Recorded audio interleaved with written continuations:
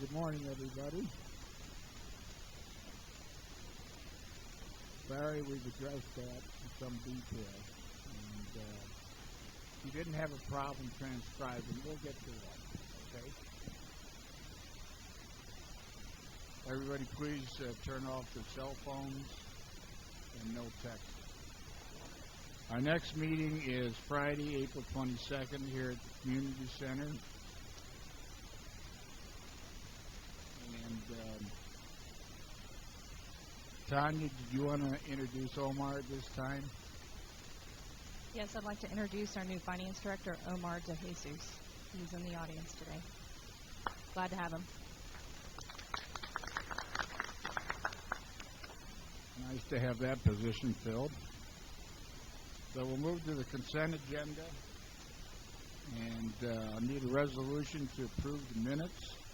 Motion to approve. I'll second that. Any discussion? Yeah, I've got a correction on page 13.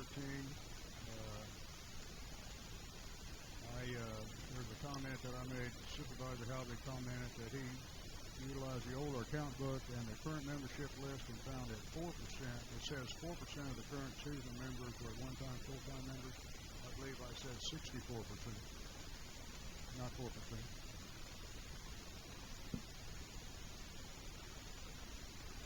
Okay, are there any other comments from the board?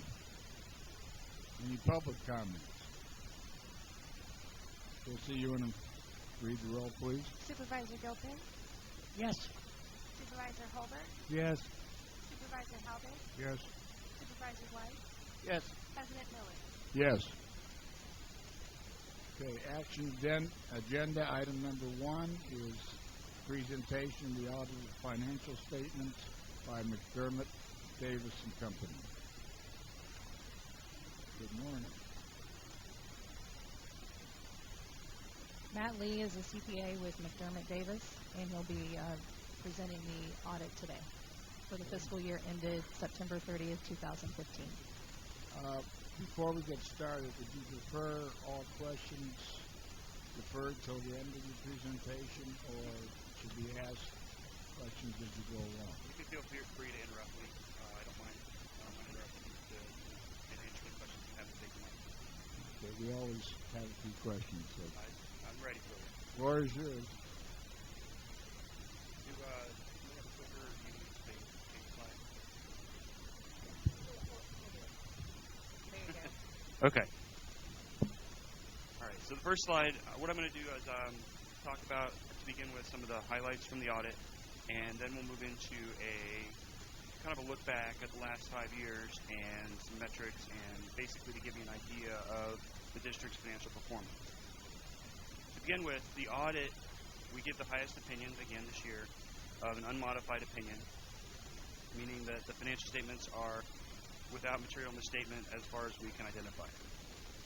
The general fund balance increased $500,000 approximately to $4.5 million, which represents 143% of the money spent last year. That's a good, healthy reserve.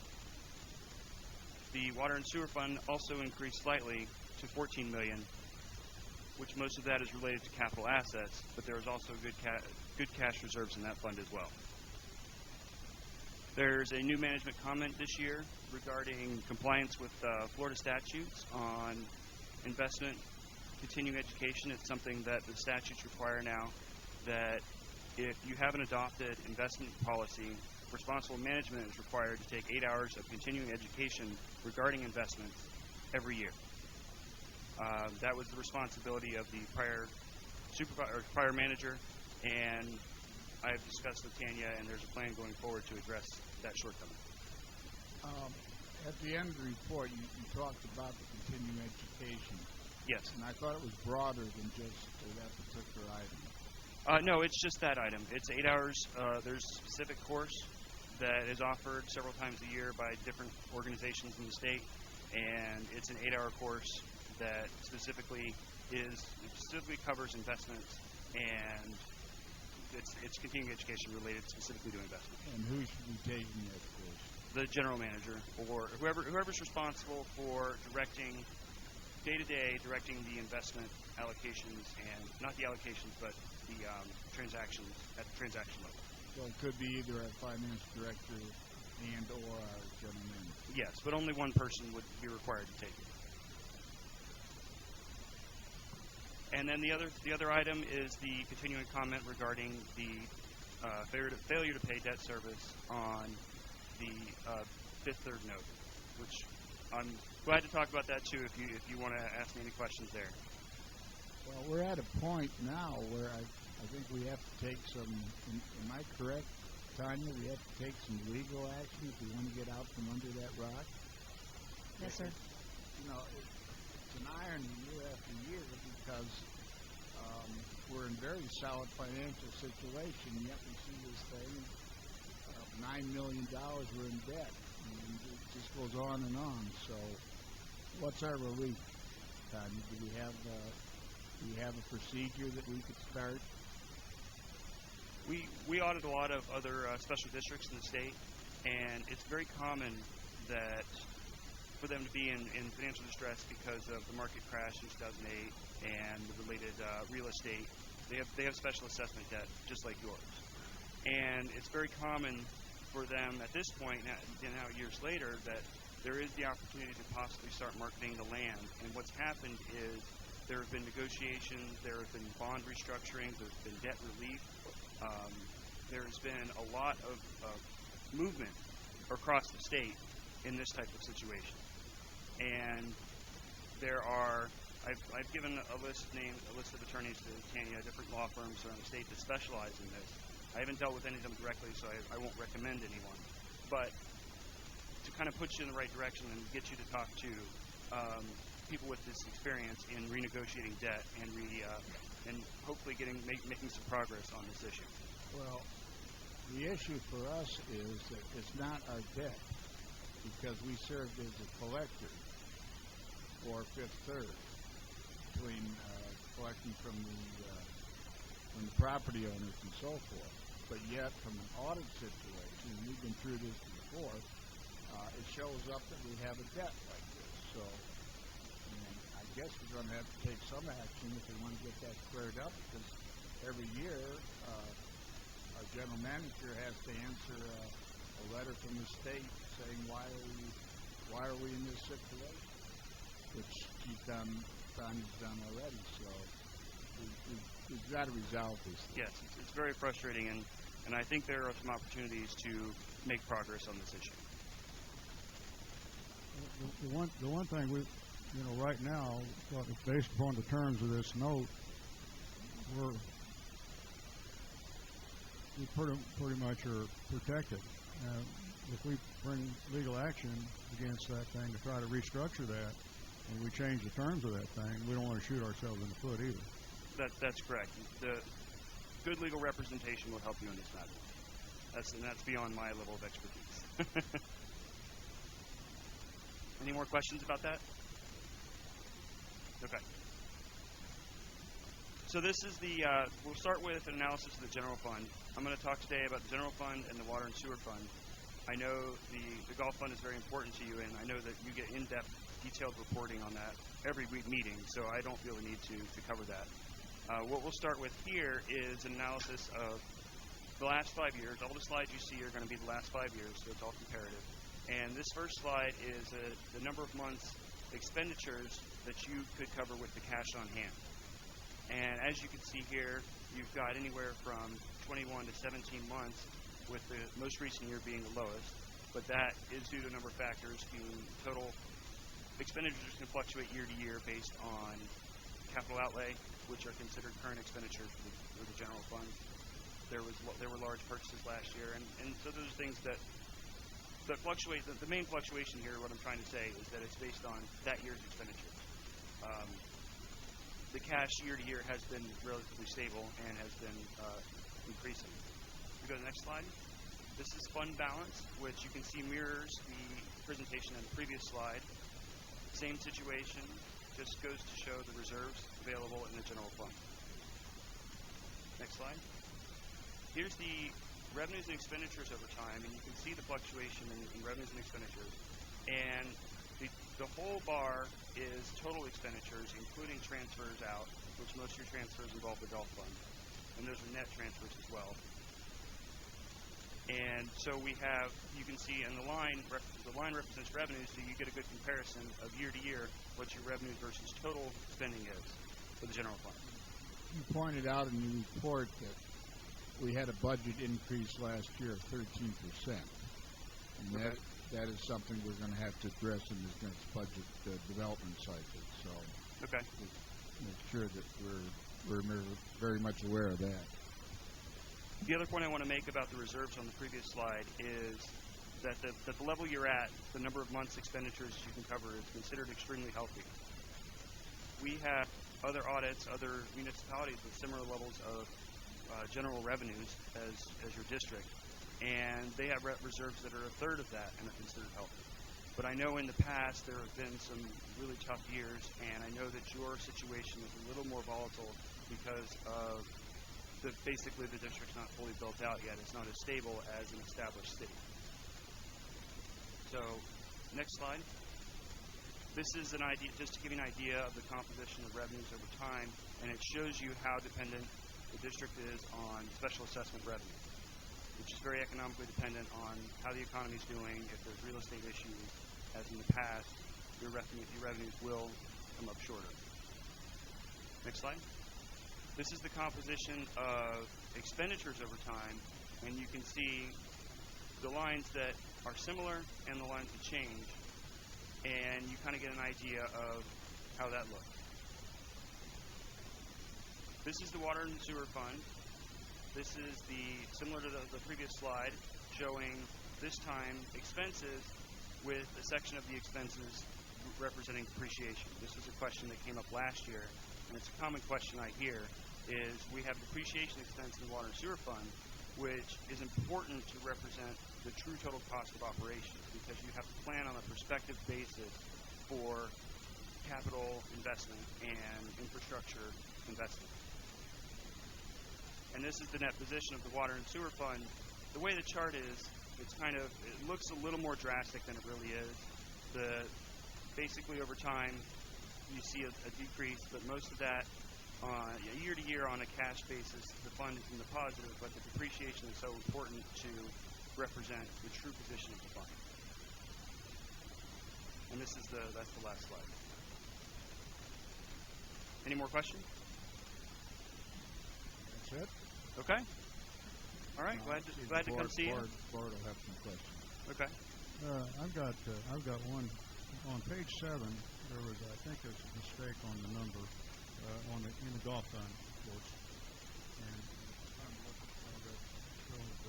So the golf fund reported a net decrease in fund balance of $94,000 so and so after transferred in of $1,087,842. Of the amount transferred, $911,618 related to the purchase of new golf carts reimbursed by the general fund. That's a bad number. The related expenses for the golf carts and the GPS systems were, I think, $424,362, not $911,000. Did you say 400? For the golf capital. 911,000. Oh, it's not just the golf carts. I apologize for that. Yeah. There is other golf capital investment or capital expenditures in the year, and the total capital expenditures were that amount. One other thing, I find it here that the way that's described, I think it's here.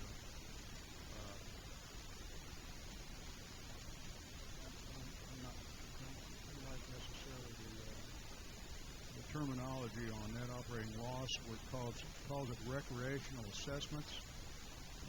I think it should call it general fund disbursements or general fund transfers or something. Correct, so because you don't assess on that, and I said, "What is that? And what does that make up? What makes that up?" And Tanya was nice enough to break it down and send everybody the description of it. But I think it makes more sense if we identify it as a general fund disbursement or general fund transfer. Okay, we'll make note of that forward. I would agree with you on that, because you don't have recreational assessments anymore. They're all general assessments now. And I remember in the past you had assessments that were specifically set aside for recreation, which is no longer accurate. Any other questions from the board? I have one also on page 7. I wonder if you could really define what you mean in this paragraph under business type activities when you say transfers decreased $3,983,000 due to the golf fund transfer in 2014. I'm not sure what that really means. Okay. In 2014, there was a reclassification of the golf fund from an enterprise fund to a special revenue fund. Because of that reclassification, we had to transfer the golf fund assets from government or from business type activities to governmental activities, and that's what that number represents. It's a comparison basically stating that in the prior year there were transfers of almost $4 million, and those transfers in the prior year were due to that reclassification of the golf fund. So in the current year, there were no transfers, I believe, out of the utility fund, and so that's where that number, that difference comes from. Is that a good explanation? Do you have any other questions More or about less. that? Okay. You're getting above my pay grade.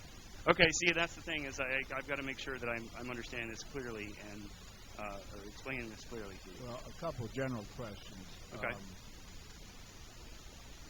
How would do you have an actual number at the time of the audit of the total amount of reserves that we have in the district? For this year, 2015? Yeah, where we are in terms of. I know you said we're very healthy, but it'd be good to know what we have among the three funds. If you look at the fund balance of each fund, specifically the general fund, which is the funds that are available for any purpose, the balance there of unassigned and assigned is what's available for spending. The assigned represents the subsequent years. No, I understand that. Okay. Do you have the actual amounts? Yes, Can you it give would us be a good give us the total? It's the total of the fund balance, yes.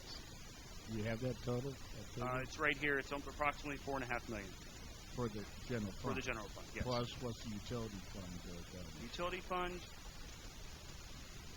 it would be more accurate to look at total assets or even just the cash and investments total for that fund, which is approximately $4.6 million cash and investments. The utility fund is on full accrual, so you've got assets that aren't funds that you can spend. So we look at current assets or cash and investments as your reserves there. What's the general health of the golf fund? The golf fund is, I believe if you take away the capital transfers, the transfer to the golf fund last year for operating purposes was at the lowest point in several years, and I believe that's the number one indicator of the golf fund's health, is how much support the general fund provides in an operating capacity. See, that's what makes this $9 million debt so, in my opinion, it's very frustrating. I am frustrating. on board with you on that. It's very frustrating. There's another one other thing in the report that I picked up on. We're experiencing this last year some decrease in our revenues. Okay. And yet our actual net assets, I guess you'd call it, increased because we had much lower expenditures. Mm-hmm. But what everybody needs to realize, the reason we had the lower expenditures, we did not pay out a very substantial amount, I think about $1 million, to projects that never got underway in the last budget year. So we have to look at that very carefully. It looks great on the surface, but it's only because we have not expended pledged funds to date in that area. That's an accurate assessment. Yeah, so it's important for the board to understand this. Okay, any other questions? Any comments or questions from the public? Rusty, step up the podium and keep it short, please. Rusty Carino, resident. In listening to the Fifth Third loan, I'd like to go back to that. My question, I think, is more directed at the attorney. If these lots are in foreclosure and the obligation is relieved, isn't our obligation to collect? Shouldn't that too be relinquished? that's eventually, yes, that eventually that's going to start disappearing, especially as these lots is deed to the county, which wipes out all the outstanding debt. Okay, I guess we're done. And once again, thank you very much for your efforts. And I know that interacting with you during the course of the audit, you've been very cooperative and very forthright. So we thank you for that. I'm happy to be here, and I will look forward to seeing you again next year. Again, I would like to let you all know that when I'm here for the audit, I'm happy to receive and talk to any of you about any questions you may have. Want to maintain, I'm here for you, basically. So I want to make sure that is known, that I'm available to discuss any questions you may have. Well, if we never get rid of this $9 million, we'll go out and celebrate, right? Okay. Okay, thanks again. You're welcome. Thank you. Thank you, Matt. Okay, second item, we've got resolution number 2016-04-08-18, and that is the Sun and Lake of Sebring Improvement District to approve changes as recommended by the Gulf Advisory Committee. Now that's in terms of the non-monetary recommendations. We're talking about procedures, so I need a motion to approve. Motion to approve. A second? Second. Okay. Larry, did you want to comment on that? It's fairly straightforward. It's pretty simple. The sign-up dates for either the 3-month or the 5-month membership can be the 1st of any month or the 15th of any month. That's all on the 1st or the 15th and in between. We've done away with the 1-month membership. The other thing that went away is a $5 fee if you already own a card and a paid trail membership. It's going to be no charge. Any other comments? Well, I got a comment, of course, but because I said at the last meeting that the only way I would support this thing if somebody could show me a detailed program for controlling this. And I don't know where Jim is. Jim was supposed to come back with us on that.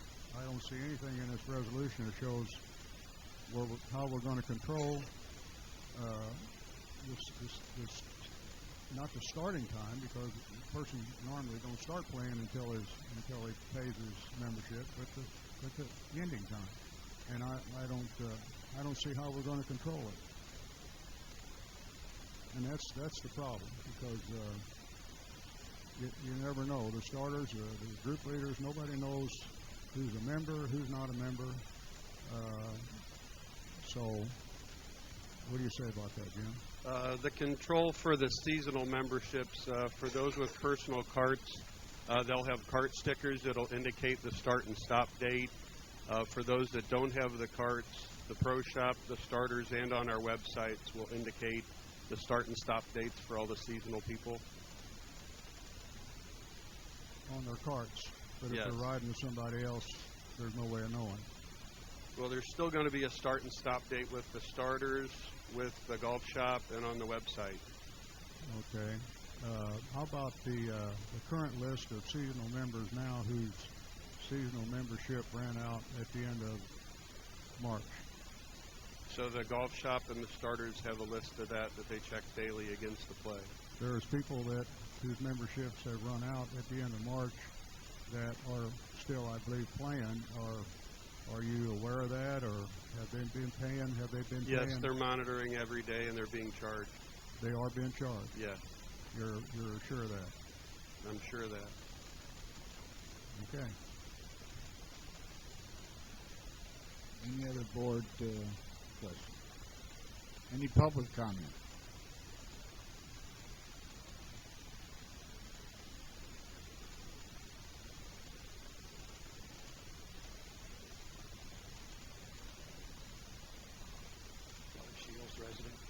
Charlie, I have would you one. Charlie, please make sure the mic is close. Got it? Okay. I have one comment. I'm opposed, let me restate that. I would rather have the memberships all start at the same time. Meaning that I pay an annual membership, and it starts, I believe, on October 30th or somewhere in there. I think that if you have a 3-month membership or a 5-month membership, it should start at the same time, and there should be no renewal of any membership during that 12-month budget year.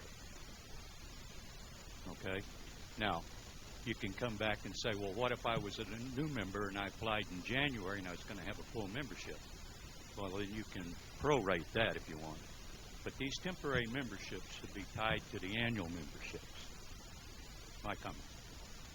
I agree with you, Charlie. As a matter of fact, a single member could take a seasonal membership for whatever that is, $1,900 and some odd dollars, and then buy a summer membership for $750 and basically play 10 months out of the year for $400 or $500 less than a full membership. And that's probably what's going to happen, knowing what normally happens around here. So I completely agree with you. I'm lockstep with you on everything starting and stopping at the same time, then there's no question. So, anyway. Bill Jackson, resident. How has all these different memberships affected the revenue? We used to have 1-year memberships, and you paid that fee. Now we have these 3 months here and this there. Are we getting more revenue out of this, or has the revenue dropped because we went to this? I said before, 64% of the seasonal members were at one time full members. So, in my opinion, I think that we're losing revenue, and we're going to lose more. We're going to lose more full-time members because of this program. The way it's going to. It would seem to be to have this. It would seem to be to have this kind of discussion. You should know what this is doing to your revenue. Why make a change if you're going to lose more money than you currently were before you made the change? That would seem like that would be the basis on which you would make these decisions. You started this as this new program, giving you more money. Are you bringing in more? Or are you bringing in less? Well, that's going to be a focal point of this next year, and we'll make a decision. You know, offsetting the fact that some of our year-round members are taking shorter membership for a variety of reasons. The other argument to that is that you may not even have those involved. It was just an either or. Mm-hmm. So right now we're in a testing situation and see if it makes any sense. But we need a year to do it. Well, it would seem on this golf course, whether a person's a member or not, have a shorter membership. This golf course requires people to take care of it. There's expenses involved, and that's year-round expenses. So if you're letting people play for 3 months, and it's costing you more to do that, and you're not getting it back, I don't understand. Well, it's not a question of letting people play for 3 months. We're offering a variety of programs, plus the fact you had your day-to-day people come in that have no memberships, and they're paying green fees. So your point about the revenue situation is quite accurate. We just need to know, and if it's not working out, then we're going to change it. How long has it been since you've tried these new shorter memberships? We've had, one season, less than 1 season? One of the things that's changed drastically here is as we've all got older, we've had health problems in the family. We've had a lot of full memberships that have switched to either a single or went to, and in some cases went to a 5 or 3 month membership because of, number one, age, number two, health reasons, that one of them no longer play. And so this has also been a big factor in it. The object to start with at 3 and 5 months was trying to keep the people here playing here rather than them playing all over the county and just paying a seasonal, just paying a daily membership. The object there was once you get 3 months worth of membership, you have that money, whether they play or not. Now, some of them play a lot, some of them don't. Bill, let me give you a personal example. My wife and I have been full members here for 15 years. This past year, because of medical reasons, I couldn't play and didn't take the membership. My wife elected to take a 5-month membership, and if it was an either-or situation, she wouldn't be taking the full-year membership. So I don't know what column you put that in, but there's an opportunity there that you get revenue from her 5-month membership, as opposed to sitting at home and just maybe once every 3 months playing. Well, I understand that, and it's not that I'm not sympathetic to that, but this golf course has yearly costs. This whole operation has yearly costs. Well, let's give it a try, okay? Well, I'm just saying that you need to be aware of these things. We have to maintain this course year-round. Well, And the last meeting we debated that quite a bit,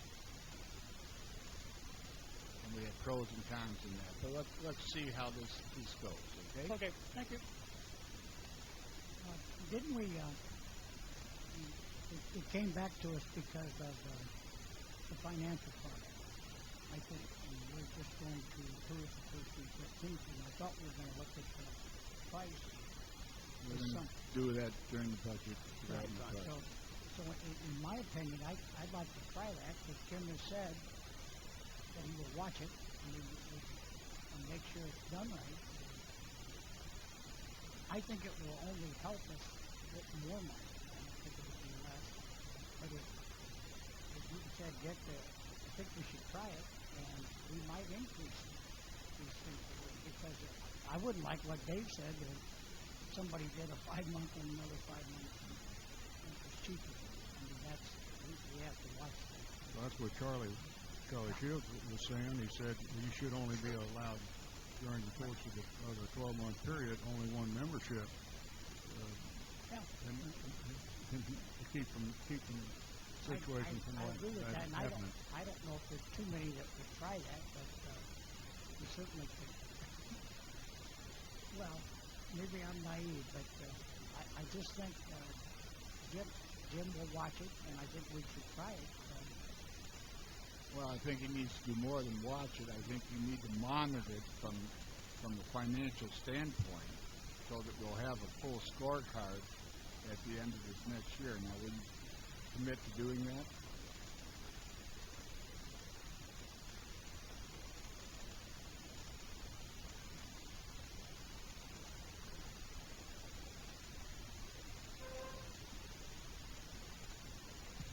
Jim Kurtzborn, General Manager. Yes, we will do that. And what Mr. Jackson's speaking to that's difficult to understand is that the membership process now is fluid. And if you did nothing, your memberships would go down every year.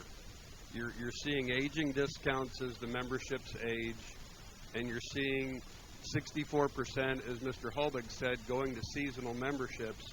The question is would they take out a seasonal membership or no membership? And you're really not going to get that data, but we're going to cover all that data, but it's not going to give you a crystal ball. The key to the health of our memberships is to get new members. That's what we need to do to breathe life into this. When you look at the numbers, the seasonal numbers when we started the program raised the membership revenue. Now this year we've had a slight 2 to 4% decrease in the revenue. You're also having different fiscal years based on how much play it is. But we're going to be monitoring every step of this and bringing it to the board in the budget process to make decisions how we want to go forward. Fine. We have one other comment, I believe, and then we'll wrap it up. Do you have a comment, sir?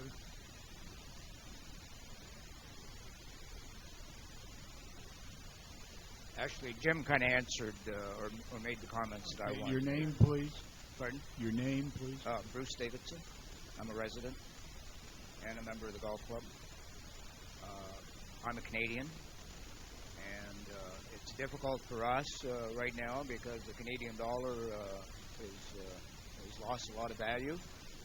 When we came down in November, most of us came down the end of October, beginning of November, Most of us, our income comes from pensions that are in Canadian dollars. When I come down here at the beginning of November, it costs me $1.40 for every American dollar that I bought. So my costs are 40%, my taxes and my property are 40% higher, all of these things. And so it becomes difficult for many of us, and a lot of Canadians are not coming down. To the golf industry, for every 2 golfers that leave the industry, they're replaced by 1. It's a shrinking market. It's important to be looking at all kinds of avenues to try and attract members and guests. And I think that the comments that Jim made are correct. I have made some suggestions as well that I think need to be considered. Yeah, we have your communication. We'll get to that here a little bit later in the agenda. We have your letter. Yes. Okay, That's all I have. Okay, Chrissy, you can call the roll, please. Supervisor Holbert, Yes. Supervisor Halbig, No. Supervisor White, Yes. Supervisor Gilpin, Yes. President Miller. Yes. Okay, last item on the action agenda is setting a meeting date and time for the Miranda Homes Drainage workshop, and that's scheduled for Tuesday, April 26th at 5 p.m. here at the Community Center. What did I say? 5:30. You're right. Tanya, you have any comments on that? No, sir. This was, like you said, a workshop to discuss the drainage concerns of the Miranda Homes community. And I believe at a previous meeting you had mentioned that we would like to try to schedule this as an evening meeting. I have one thing to bring up on that. 5:30 is kind of an odd time. I mean, a lot of them are getting off at 5 o'clock. They have to make a run home, check on kids, maybe even fix dinner or whatever. It would be better at the 6:30 or 7 o'clock meeting. I'm just asking. That's a very odd time for me. Not that I can't be there, it's just a different time than those meetings are held. What do you guys think? I'd like it best for the people from around the home. Not particularly me. I can be here. I don't have an opinion on what's a good time and what's not. Well, Larry makes a point. I think most of those people probably work over there, and You want to change it to 6:30 instead of 5:30? 6:30 or 7 o'clock, even 7 o'clock, gives us plenty of time. Why don't we hear from somebody from Miranda Homes? There's a gal from Miranda Homes right there. Hi, Monica Honeymore. I live on that street with the Miranda Homes, and I do work. Step up to the Oh, mic, sorry. please. Monica Honeymore. I live on that street, and we've been addressing this issue with the Miranda Homes. I live in one of them, and I do work, and I know the people on the street that we spoke to, they would like a later evening meeting, if possible. 6 o'clock or thereafter would be better, because I get my children. I'm not home till 5:30. Well, is 7 better? 7 would be fine. I think that might be more realistic. I know a lot of the people on our street work in the medical field and the hospitals, so that would be a good time, I believe. So, Sounds good to us. okay. Would that be okay for you as well? 7? We have some people there for 7. Okay, and then also I have a question. Has an engineer looked at our street yet? Yes. That's all going to be part of the workshop. There'll be a presentation and all Okay. those issues. Okay. That's why we're doing it, to look at all the options. Okay. I just wanted to know if the engineer has looked at it yet, or at that Yes. meeting. Several times. Okay, thank you. Tanya, it would be good if you could provide information for the people and for the board prior to the meeting, showing the history of how much, we started this a long time ago, and the district spent a lot of money. A lot of the people in Miranda Homes don't realize how much the district's already spent, but it'd be a good thing to refresh everyone's memory of what we've done and what the cost was associated with what we have already done. We'll provide that information before the meeting. Okay, so I think we're agreed that We'll hold it on Tuesday, the 26th, and it'll be a 7 o'clock start. Is that correct, Jamie? David, do we need any kind of a motion, or No, sir. Technically, this is going to be called as a special meeting. The president has the power to call a special meeting, or any two board members can call one. Basically, the reason we did this today was just to get input and confirm that the time everybody would be available in the time slot. It sounds like the consensus is 7 o'clock. As president, you can call that special meeting, and we'll advertise it. All right, that's done then. Okay, that's the end of the action agenda. Tanya, do we have any add-on items? None. Okay, we come to petitions and communications, and we got a bunch. First one is from Mrs. Borges that is on Madeira Avenue. She's asking for relief from penalties on attorney's fees and I guess some assessments. Tanya, I know you're dealing with that. As far as I know, we don't have really any options except perhaps the penalties on that. Can you give us what's happening from your point of view? Her home is in foreclosure because of assessments that are due to the district and the vacant lot next door as well. She has performed on her payment agreement with the district, but she has incurred over $4,000 in attorney fees, and she's requesting those attorney fees plus the penalties on both properties to be removed. No real reasoning, just due to a recent accident. But again, the foreclosure process began several years ago. Well, those attorney fees are our fees, right? Those are fees that we paid, yes, sir. Okay. I don't see any possibility of relief because we have a very structured approach. Gentlemen, have any comment on that? Well, I want to set a precedent, I don't think, for things going forward. She's had a problem since 2010 up to now. It's not something that just... It didn't start. She became ill and built early. Well, I know you'll do what you can to try to, I won't say resolve, but certainly help the situation, but it has to be within the context of what we can or can't do in terms of our protocols and regulations. Absolutely. I'll work with any homeowner, but to waive those kind of penalties and attorney fees, I don't have the authority to do that. Very good. Next communication is from Stan Paralikas, and he is making the point that some of our building sites are getting kind of trashy, and also we have some, I guess, some right-of-way problems with regards to trash as well. He's now been put in touch with Mike Hurley. Mike is responding to this, and I don't think we have to say much more, do we? The county, when they permit for a building that's underway, part of that permit requirement is to keep the site clean. But the county doesn't enforce it, so it really comes to us to enforce it. And Mike, I would simply say, I know you're going to address that. You are addressing it, but don't forget that we have a modest budget. I believe it's $10,000 to handle these trash situations that have come up. Can you speak to that, maybe? While Mike's on the way up here, I drove over there. There's one home, catty corner to Stan's house that's being built, and that I know some contractors can get pretty trashy around the work site, but this is pretty clean. I mean, unless they just cleaned it up recently, it's pretty clean. They have. I've been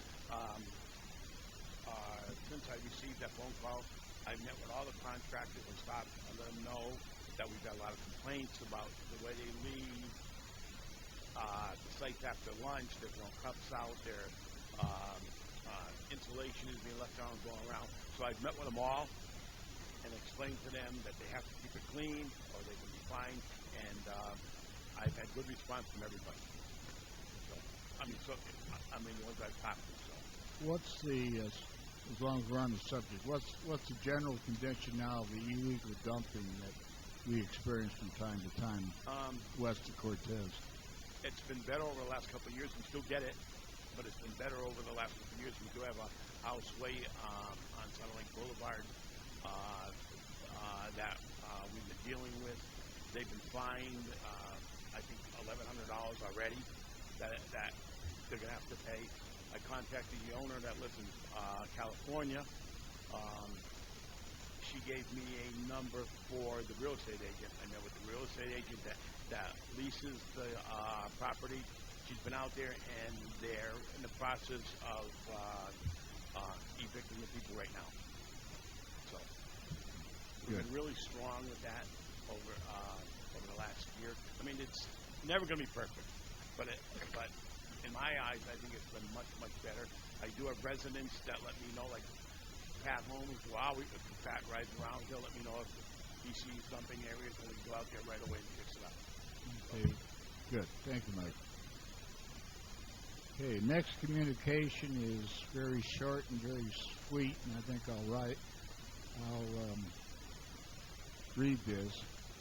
It's from Michael Corso.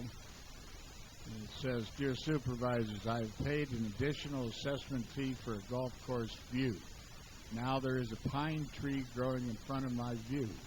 Please remove the tree or return my assessment fee." That says it very clearly, very plainly. The answer to that is the pine trees are there. And as far as I know, we've been through this several times. They're going to stay, right or wrong. Any comments from you guys? I haven't looked at that, but I presume that pine trees are 45-degree angle at the residence. And it's small. I think a lot of us can feel for Mr. Corso. I have 3 in front of my property. Larry, I don't believe you have any in front of your property. I got the big trees, not the little ones. Yeah. Would you like a little one? I don't care. Okay. Find me. Okay. The next letter is a little bit more complicated. I think it touched on what Mr. Davison alluded to. It's concerning the Canadian situation. The problem that we have, I don't know who wrote the letter. We have 4 signatures, and none of which are legible. So we really don't know who has written the letter. And I'm not being funny, because we like to know who's communicating with us. So is anybody who's been just a minute, Mr. Davison. Mr. Davison, just hold off for a minute, okay? Do we have any of those that signed this letter with us? We have one there. Okay. Just by way of comment, next time if you could type your name and then sign them, so we know who it's from, because we like to respond to it. Pardon me? Oh, okay. The gist of it is that, as Mr. Davison pointed out earlier in the meeting, our Canadian friends are experiencing some economic problems with regards to the dollar, Canadian dollar exchange. And I believe the letter basically is asking for some kind of recognition of that fact with respect to the fees that we charge for golf. And I think that's accurate. Did you want to speak to that, Mr. Davison?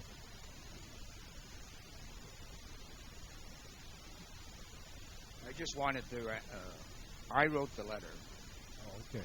I'm sorry, I apologize for not having clearly said that. I wasn't sure of your procedures or anything else. I just wanted to get my thoughts out and give you an opportunity to review them and consider it simply helps us to respond if we know who, Of course. who is driving it. I, so. I fully understand. You're having a busy morning this morning because I'm getting to another letter that you wrote after this. So. Oh. Yes, I guess I gotta slow down on my writing. Okay. Did you want to make any further comment on the letter itself? No, I think you have it. I'm leaving it with the Board of Supervisors for consideration. You know, I grew up on the Canadian border, and I can remember back in time this go back and forth, and for a long time it was really within the 10% range.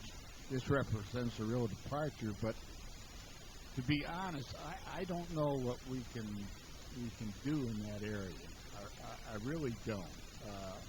You guys have any thoughts on that? We understand. Believe me, we understand. You know what you're facing, but you know if. Let me just make one comment. Okay. When I came down in November and was confronted, of course, I knew what the costs were going to be, and that's fine. My wife and I are both members. I talked to your new general manager. I met him. I met Jim. Introduced myself. Welcomed them to the club, wished them the best, and I said to him that it was a problem. I said, I don't know if it's a problem that has any solution, but it is a problem for us Canadians, and us Canadians are an important part of this community, have been for a long time. I've been a resident for 10 years. I have come down to Sun and Lake all the way back to the early 90s. In fact, my first time in Sebring was at Harder Hall in 1979, and I stayed at the old Harder Hall Hotel. So I've had a connection to this community, as have a lot of Canadians, and we need to keep attracting members. And how do we do it?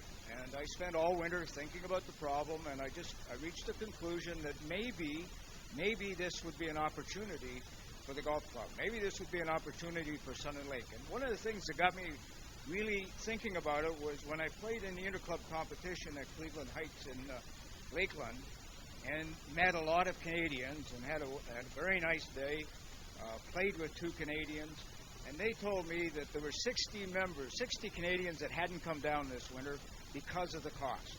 And I thought, wow, so then that got me thinking about, is this an opportunity? And that's what I see it as, maybe being an opportunity for Sun and Lake.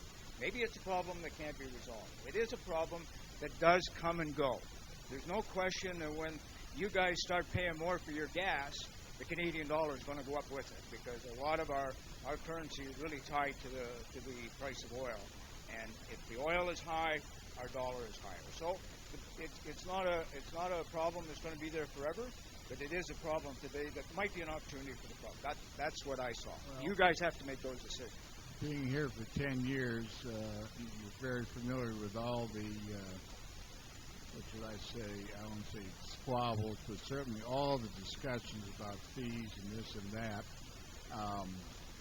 And this would just add, I think, a 2-tiered system would certainly add to that. The fact that we have these 3-month and 5-month alternatives, does that help at all? I understand the squabbles. I understand that part, right? And yes, I can see some people that would see this as somehow being unfair to them. I don't see it that way, but I can understand where some people would.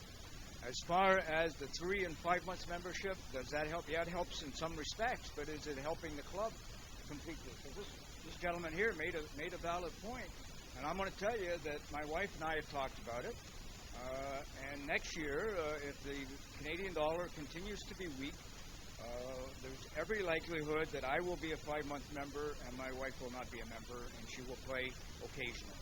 That's very likely what's going to happen. I hope it doesn't, because quite frankly, we both enjoy the club too much to not want to be able to play as much. Well, above all else, please understand that we greatly value our Canadian residents here, and always have. The flag has been out, and we want to do everything we can to try to help that situation. But to be honest, unless somebody is smarter than I am, I don't know how we're going to address that. regardless how you respond to my proposal, will not change my attitude towards all of you and the club. We're quite happy here, and if you look at this, I was a labor negotiator in my former life, and there were many times I had to tell people, yes, I agree, I have a problem. Yes, it is a legitimate problem. Unfortunately, we don't have a solution to it. This may fit in that category. Well, that leads us right into your next letter. So don't leave. And it's a very, very good letter, and you make some very very valid points. The letter, for those of you in the audience, is directed to several problems that you feel need to be addressed. And one is the driving range. Another one is the quality of the grass on the fairways, which we've had several discussions already. I can assure you that those issues are going to be addressed in the next budget development session. And the other thing is very interesting, you talk about the dining room. I happen to agree with you that the atmosphere in what we call the banquet room could be greatly improved.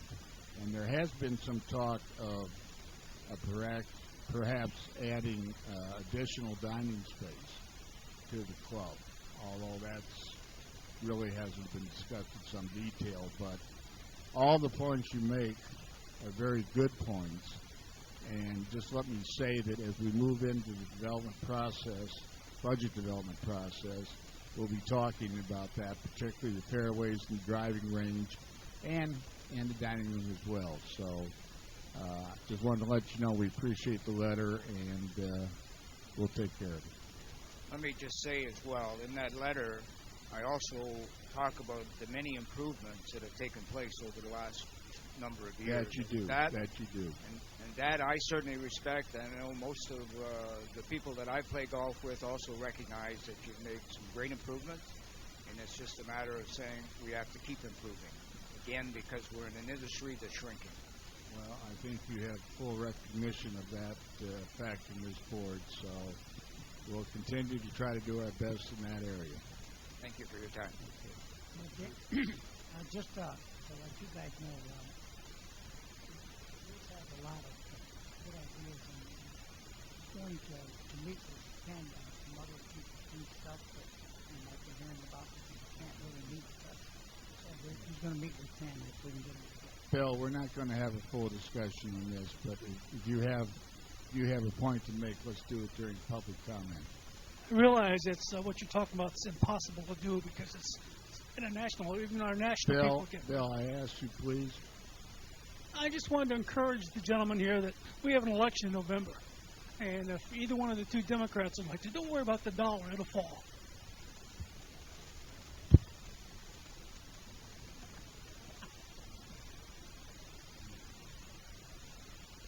Okay, the last communication is from Tom Costi, which is expressing his opinion on the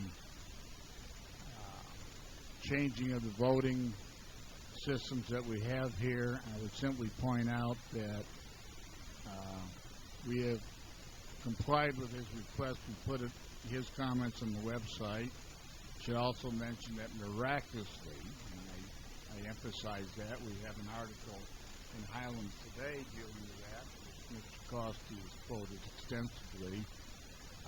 But we're not going to take this up at this time until after the May 20 deadline for the residents, part-time and full-time, to express their opinions. Then we'll get into that. So I'll simply leave it at that. That was a full measure of communications this time. I don't believe I've ever seen that quite as extensive. Charlie, is that something that can wait until public comment? We are now on to staff reports. Neil Smith, who is our Community Services Director. Good morning. It's Neil Dory-Smith, Community Services Director. I just want to take a moment to recap the Dash and Die we had a couple weeks ago. another successful event. We had about 1,100 attendees, and this year we added a different aspect to the run portion. People had to, well, they had the option. They could do what was called the Peak Challenge, where they ate certain marshmallow peaks along the run. We had about 150 participants, so it was a lot of fun. And the festival, thankfully Mother Nature cooperated and the rain held off, so we were able to have everything that morning. We actually broke even on expenses. Pretty close, yes. Yes. Well, we made $1 or $2, didn't we? Yes, we did. Yes. Very good. Thank you. Then, and I just want to go over, we have summer camp scheduled for this summer. This will be the third year that we've done a full summer, full 8 weeks, and we're ready, and we've already started receiving registration. So we have no doubt that we will continue to fill up every year. Lots of returning campers. Of course, the Independence Day celebration will be held on July 3rd. That's a Sunday this year. Keeping in line, and we're looking at adding a few different features, but it's such a well-oiled machine at this point. We always very well attended. We look forward to having that. That's our biggest out-of-pocket expense, isn't it? Yes. Yes, it is. Unfortunately, because of the fireworks, are such a big ticket item. But everybody seems to enjoy it every year, so. Yes, it seems like that event grows. I mean, last year we had pretty close to 2,500 people, so at some point we're going to max out, but hopefully we won't have issues with the issues we have with Mother Nature this year like we did last year.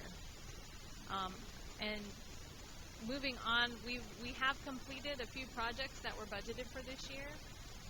If anyone's noticed, the basketball courts are completely painted, surfacing is redone, and we've added 2 new goals, and we're continuing to, it's a work in progress because we are planning to redo the 2 existing goals, but our staff will do that in-house. It's a simple fix. So here in the next couple of weeks, it should be 100% complete. Those courts are full every afternoon. Yes, they are. Great. It really is. And luckily, so far, the kids have behaved and haven't done any damage to them. So hopefully that will continue. What's the patronage level at the fitness center? Well, it's funny you should mention that. We've actually been talking about that with the pool and the fitness center this week in our budget discussions. But we have, for example, the month of March, we had 111 people. It means some of them could have come several times, but there was 111 different people that used the fitness center, and some of them use it quite frequently. So that's definitely going to be something we have to address. Are we experiencing a capacity problem? I'm sorry? Are we experiencing a capacity problem? I wouldn't. Maybe here and there, but not all the time. But the pool, there's definitely some capacity. We've had several days where we've hit capacity. So, and we actually have reports that we'll bring you later on, so you can see. We've been tracking daily activity and how many people we have per day and how many times we've reached capacity, and we have some graphs that we bring in at budget time. I expect all that will be a priority discussion in our budget development process. Yes. We have actually just put up the last of our new pool furniture within the past couple of days, but we have all of our new pool furniture out on the deck. The umbrellas got put in 2 days ago, and it's beautiful, and we think that this is going to be a lot, the longevity-wise, it's going to be a lot better to maintain and take care of and not get as beaten by the sun. So it looks great out there. And then the last thing, we have the pavers for the parking lot that went in right over here at the end of February. And again, another great addition. So I think the restrooms at the tennis courts will be started soon, and then I know in my department, as far as projects go, will be pretty much complete. How would you characterize our pickleball and tennis season this year? It's been very busy over there. It's definitely been busy. Of course, we have the membership extension because of the time we were closed. That actually just ended March 30th, and we have seen several people coming in. We reminded them that their membership would need to be renewed, and we've had several people coming in this past week to renew. So we anticipate that will continue to grow. And it has grown this year as opposed to previous years? Yes. The membership? Yes, membership has grown. Yes. Okay. Okay, thank you. Thank you very much. Okay, golf.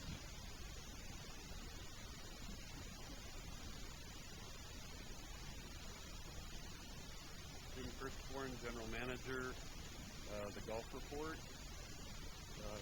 Overall, we're having similar financial results to last year through February. We have a slight increase of revenue. We're up $5,000 compared to last year to this point year to date. And our projected loss relative to last year is improved by $4,000. Each department's running at budget or slightly ahead, with the exception of our general administrative expenses. We had some projected savings that we had put into the budget that haven't materialized, and our cost of cleaning clubhouse has increased. Our March numbers are being worked on. An early Easter resulted in a slightly slower month, but the first 7 days of April have shown a little bit of a bounce back. So we look like we're in a good shape fiscally. We ended our MGA tournament season with our couples championship yesterday. All three of our associations had excellent years with participation levels similar to last year. This Tuesday we have our season-ending club event, Last Blast tournament. And Doug Coe actually has agreed to bring back next year the Survivor Challenge. And we've already set a date for that event at the end of March. So we're going to alternate those two events every other year to end our tournament season. We had our first calendar meeting last week, which was very good. So we've got a tentative calendar set. We need to get some additional information to finalize those dates. The calendar recognizes these district meetings. We also moved the welcome back into November, which was one of the requests that we had. And we also are looking to move the men's club championship later in the year, which was a request we had. We'll have a member survey will be sent out next week. It'll address the quality and services related to the golf course, the golf operations services, and our F&B department. We'll also ask members' input relative to outside events and groups that we host that are booked 21 days in advance. And we're also going to ask them their feelings towards overseeding. We had our Billy Casper Regional Agronomist Mike Stevens visit us on March 31st. We had sent him a schedule of our aerifications, pesticide applications, and other closures and work for this summer that we wanted him to get his input on. Our major concerns were the 5 greens that we've had the most trouble with, and the tees, along with the recommendation on overseeding and installation of fertigation tanks on our irrigation system, so we can apply fertilization and wetting agents through that system to stimulate healthy turf. Mike toured the greens that we're having difficulty with. He stated that he had seen a year-over-year improvement with the greens, but we still have a way to go. Our recommendation was to get nematode counts on those greens and then possibly curfew those greens twice, which is the insecticide that kills the nematodes that eat at the roots of the greens. And basically are those greens all on one course, or are they mixed? They're mixed. Primarily on turtle, the weak greens are 14 and 17. The worst green on deer is number 5 and 12. Then we have some other greens like 6, 7, and 8 that have been problematic in previous years that we've seen improvement with. Since Mike's visit, we've gotten the nematode counts back, and the counts are very high, way above the threshold. So we are going to curfew them twice twice next year. That's kind of the first logical progression in treating those greens, because we see those as an eyesore. You've got approximately 31 good greens, and then there's the 5 poor greens, and I think, you focus on those poor greens, they make an impression. So we're definitely going to be focusing on that. Going through the list of things that we had him look at, he had a few minor suggestions, but was in concert with what we were thinking. He suggested to add an aerification to the tees and to the green surrounds to stimulate growth in those areas. We talked to him about the teeing areas, and he actually gave us a formula from the USGA for the size of the teeing areas, which basically puts our red, white, and gold teeing areas at a third of what the USGA recommends to have healthy turf.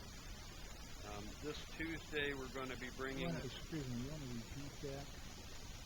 The area for the tees for the red, gold, and white are a third of the size the USGA recommends for those tees to be healthy.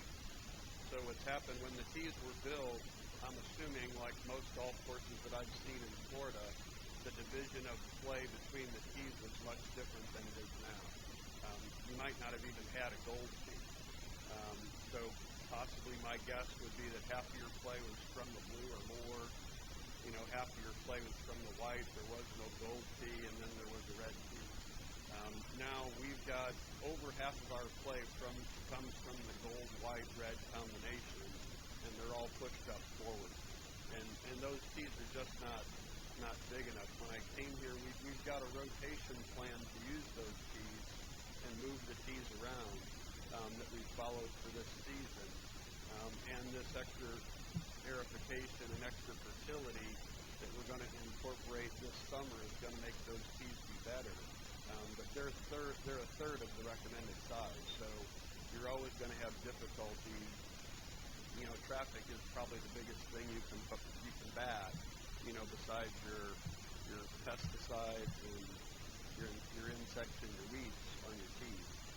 So those are the things that we need to fight. We can do a better job next year. We're going to install some temporary tees where we can to alleviate that extra traffic, and then move forward. And then obviously on the capital budget, we'll be proposing, tee expansion for those tees when it's physically possible. This Tuesday, the golf committee is going to meet. They've already been given those cultural practices. But Supervisor White, actually, I've worked with him, and he's created a basic sheet to rate each hole. We're actually, tees, greens. Then we're going to summarize those ratings and actually ride the golf course and try to prioritize different things. But one of the things that was interesting is I went with Supervisor White actually to River Greens and Highland Ridge, which we kind of view as our primary competition.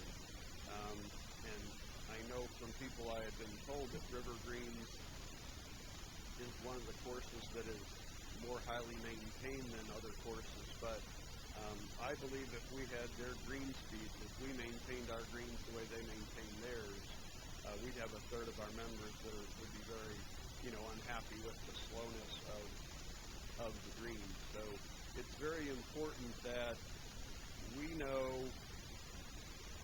meaning David Bell, and then the people that I contact and the Mike Stevenses, we know the agronomy of growing grass, and that's what we need to apply. But to adjust your golf course to your membership and to your niche market is a big key. So one of the things that was interesting to me was when we wrote down number 4 of deer, at the end of the cart path there was a hole. And Mike and David were riding together, and they rode through the bump, and I got down to 100 yards, and I said, Mike, who oversees 35 courses, I said, what about the hole at the end of the cart path? He's like, that's through traffic, it's going to be there. So it was a non-event in his mind, but that doesn't mean it's a non-event in our members' mind. And so when you're always working on, everybody has a limited budget. When you're working on so many dollars, you need to understand what the priorities are from your members. And that's the reason for the golf committee, and we're going to be utilizing them more to get that. The only other thing we really have is just the fact that I'm working on the stay and play, and would plan probably in the next month to have a preliminary proposal to bring back to the board to look into that, because I think that's a very viable way for us to showcase the club. Sure, the board has some questions. Well, I've got some other things. I'm glad that Ron's here because he's probably going to have to, because I like to talk about the incentive, and I'd like to talk about this member referral program spreadsheet that you sent me. I'll give everybody a copy of it. David, before you get into that, could I ask two questions relating to this report? Is that okay? One other thing I was asking about quickly. Are we spraying something out there different than we've been doing before? I noticed yesterday on number 10, and it's the first time I've seen it in almost 20 years, that there's like 8 or 10 dead turtles. Turtles are hard to kill, okay? I've seen fish kills, but I haven't seen turtle kills. And I'm having problems with birds. I mean, it's my problem. I've got birds that are laying eggs and they're not fertile. I've got birds that were hatched and are dying. I don't know what's going on. I don't know if it's anything that might be different out there that's not. So maybe you can shed a little bit of light on that just to start with. Primarily no, from a chemical standpoint. The applications that we're making on the golf course that would cause a turtle kill. We did notice the turtles yesterday. Get up to the mic.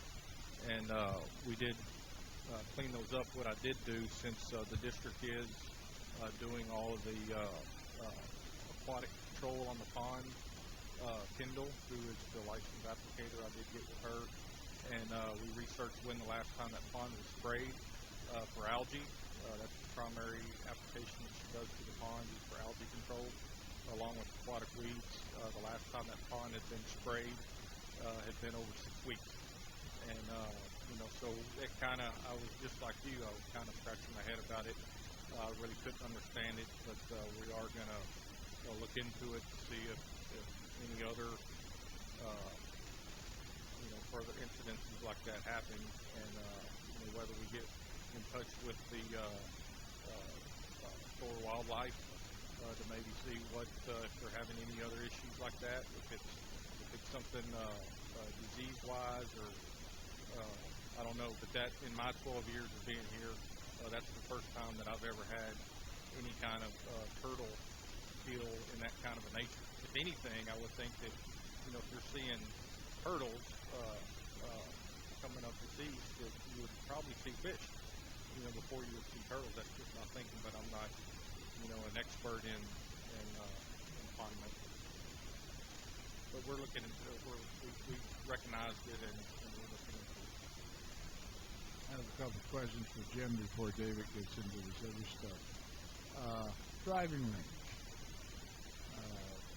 This is not just a one-shot comment by one person. I mean, we've had numerous comments, and I think Supervisor Halvick has referred to that from time to time in the past. What's going on with the driving range? Why are we having such a problem? Well, I can only speak to the time that I've been here, but we struggled. I don't think we're struggling with the range now, but we've struggled with the driving range in the normal time that you struggle with ranges, which is from about the middle of January through the middle of March. It's a difficult time when you have a lot of traffic on the range. We're going to be increasing our fertility and preparing better for the range and rededicating ourselves, to filling the overseed during that time period. We do have a lot of traffic on the range. There's different ways to look at handling that, as far as either changing the structure of how range balls are sold or how they're given away with the membership to try to decrease the traffic. We can, one of the options is to look at limiting the use of where we hit from the turf, and either expanding or improving the AstroTurf that we have now, and have people. Yeah, well, that's what I wanted to mention. We had that as, I guess it was an experiment. we had 2 or 3, and that's just gone away. Is that a viable option? I think it's viable. I think it's something I need to look into this summer and run it through the golf committee, and then also, look at ways to reorganize the range. Mr. Davidson had a good point about the way the range is laid out, and are we maximizing all the tee spaces?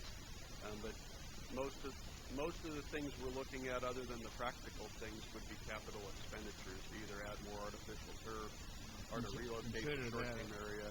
Consider that an off year this year. But the other question I had, seems to be a lot more comments about the condition of the fairways this winter, this season, than there has been in the past. And do we have a problem, or is? Well, I don't know that we have a problem, but this was a different year where we lost our density of our overseed on Deer Run. Going into the beginning of the year, going into January 1st, both of the golf courses were in good shape. And Turtle has continued to have a good year, I think. From the pictures I've seen and from the people I've talked to, Turtle Run is in much better condition now the second year that we've gone through not overseeding and, adding the fertility and using Will the those extra questions perfume. be part of the survey you're talking about? Yes. So we'll get feedback then from the members. Yes. But I don't plan all of the authorities because I like to listen to people that are a lot smarter than me and spend more time on what, their recommendations. The authorities recommend that we don't overseed. That overseed it's a competitive plant to the Bermuda, so it weakens the Bermuda. And like this year, you get inconsistent results. And basically, we lost our overseed this year. It was an El Nino year. There were a lot of golf courses that experienced a lot of difficulty because of the inconsistency of the weather. We had November and December were, record hot months. We couldn't lower the overseed gradually. When we got to January, the overseed lost density, and once you lose it, it's hard to get it back. You can reseed the tees, which we tried, but we just didn't get the density back that we had hoped for. I think Supervisor Halbeck has some points. And to answer your question, Mr. Halbeck had brought to my attention the referral program that we have in place. We have a referral program for our full members and for our 5-month and 3-month members. He had indicated that he wasn't aware of the 5- and 3-month membership referral program. I researched it. Through Casper, we have a thing called Footprints that basically develops our promotional materials. So those referrals were started not this year, but the previous year. And one of the things that Mr. Halberg brought forward that I would say I would be in agreement with his observation is that we have a referral program that all pays the referring member and the incoming member, which it's normal that you pay the referring member. It's a little bit different that the person who got referred also gets a discount. So I think that's something that we should revisit that program when we get to the budget workshop this year. I have more questions about that, Jim. This was older than a couple, 3 years. This started several years ago, and Ron will probably could vouch for that. And the way it started, it was what you said, and it was paid only on one side of the aisle. This, being Billy Casper or Billy Casper or whatever you call it, I guarantee you I never saw it. Probably Tanya never saw it, and I don't think anybody on this board had ever seen this spreadsheet and how it was being applied. You're paying both sides $500 on both sides of the aisle on a referral. I know people who got referrals when the program first started, and it was only paid on one side of the aisle. Somebody changed it to both sides, and then they expanded it to the 5-month, the 3-month membership and prorated it. and I don't know who did it. They didn't do it on the authority of the board. I didn't know anything about it until somebody asked me about it the other day. They said, well, we got $150 for referring somebody for a 3-month term. I said, no way. So that's when I started digging, and then I asked Tanya to try to research it, and when it started, remember the email I sent you? I guess you probably haven't found it yet. I have not, but it was mentioned during the budget process last summer with the referral program. So I was aware that the program existed, just not the details. Now, my next question is there any year-over-year duplication? In other words, you refer me this year, and once your membership's over, then you got a new membership. So are these things being duplicated? I wouldn't think so. But, since we don't even know what's going on, it might be happening too. And that can't happen, I wouldn't think. Well, I appreciate you giving it to me. Yeah, well, obviously, we started our seasonal members in 14, so we couldn't have had a referral program for seasonal members until October of 14. And as I said, I emailed David Ford, and he didn't remember the details. But basically, it was his communication to Casper that established the referral program for seasonals in October of 14. As far as, paying both sides of the aisle. Established it for Sun and Lake? Yes, October of 14. That's when seasonals start, and that's when the referral program. I guess once we dig it out, we'll find that 2014 was right, or was it before that? Because I'm thinking it was before 2014. Well, I don't mean the referral programs for full members. I'm talking about if you didn't have seasonals in 2013, you couldn't have a referral program for it. So we did have a referral program prior to. Correct. And I think it was paid on one side of the aisle. Right. And October of 14 is where I found, David's communication to expand it to season. Internal Billy Casper. Correct. Not internal Sun and Lake. Right. Okay. All right. Do we have any idea of the impact of this? Of the referral program, whether it increases members or not? Right. It's standard in the industry to be doing it, so I would say that it increases memberships, but I don't know how you would prove whether that worked or not. I know it decreases revenue because if you take $1,000 off a $4,000 membership, you've lost that forever. Yes. Anyway. We'll have an opportunity to revisit this during the budget process. Oh, more than an opportunity, it's going to be on the top of the list. The referral program is was knowledge of the board. It's just, I guess, the knowledge I am understanding now is that you weren't aware of the seasonal end of it. The numbers are very small for the referrals for the season, for the seasonal. So it's not a fiscal impact. What about for year-round? For year-round, I believe it was around $3,000 was the number that was relegated to total referrals for year-round. That would be three cases? I shouldn't quote the numbers without having it there, but I can get you those numbers. But when you look at it, it's not as big a number as I expected it to be. But we definitely need to review it, review the effectiveness of it, and specifically review the fact that the incoming, in my mind, that the incoming member is getting a discount. Okay, I'd like to talk about the incentive. I didn't know whether to bring it up at the end of the meeting. Let's do it now. I can do it now? Good. Hey, Ron. I asked earlier on in the year if there's going to be any incentive. I got mixed answers that there probably wouldn't be, but it looks like it's going to be to the tune of $45,890.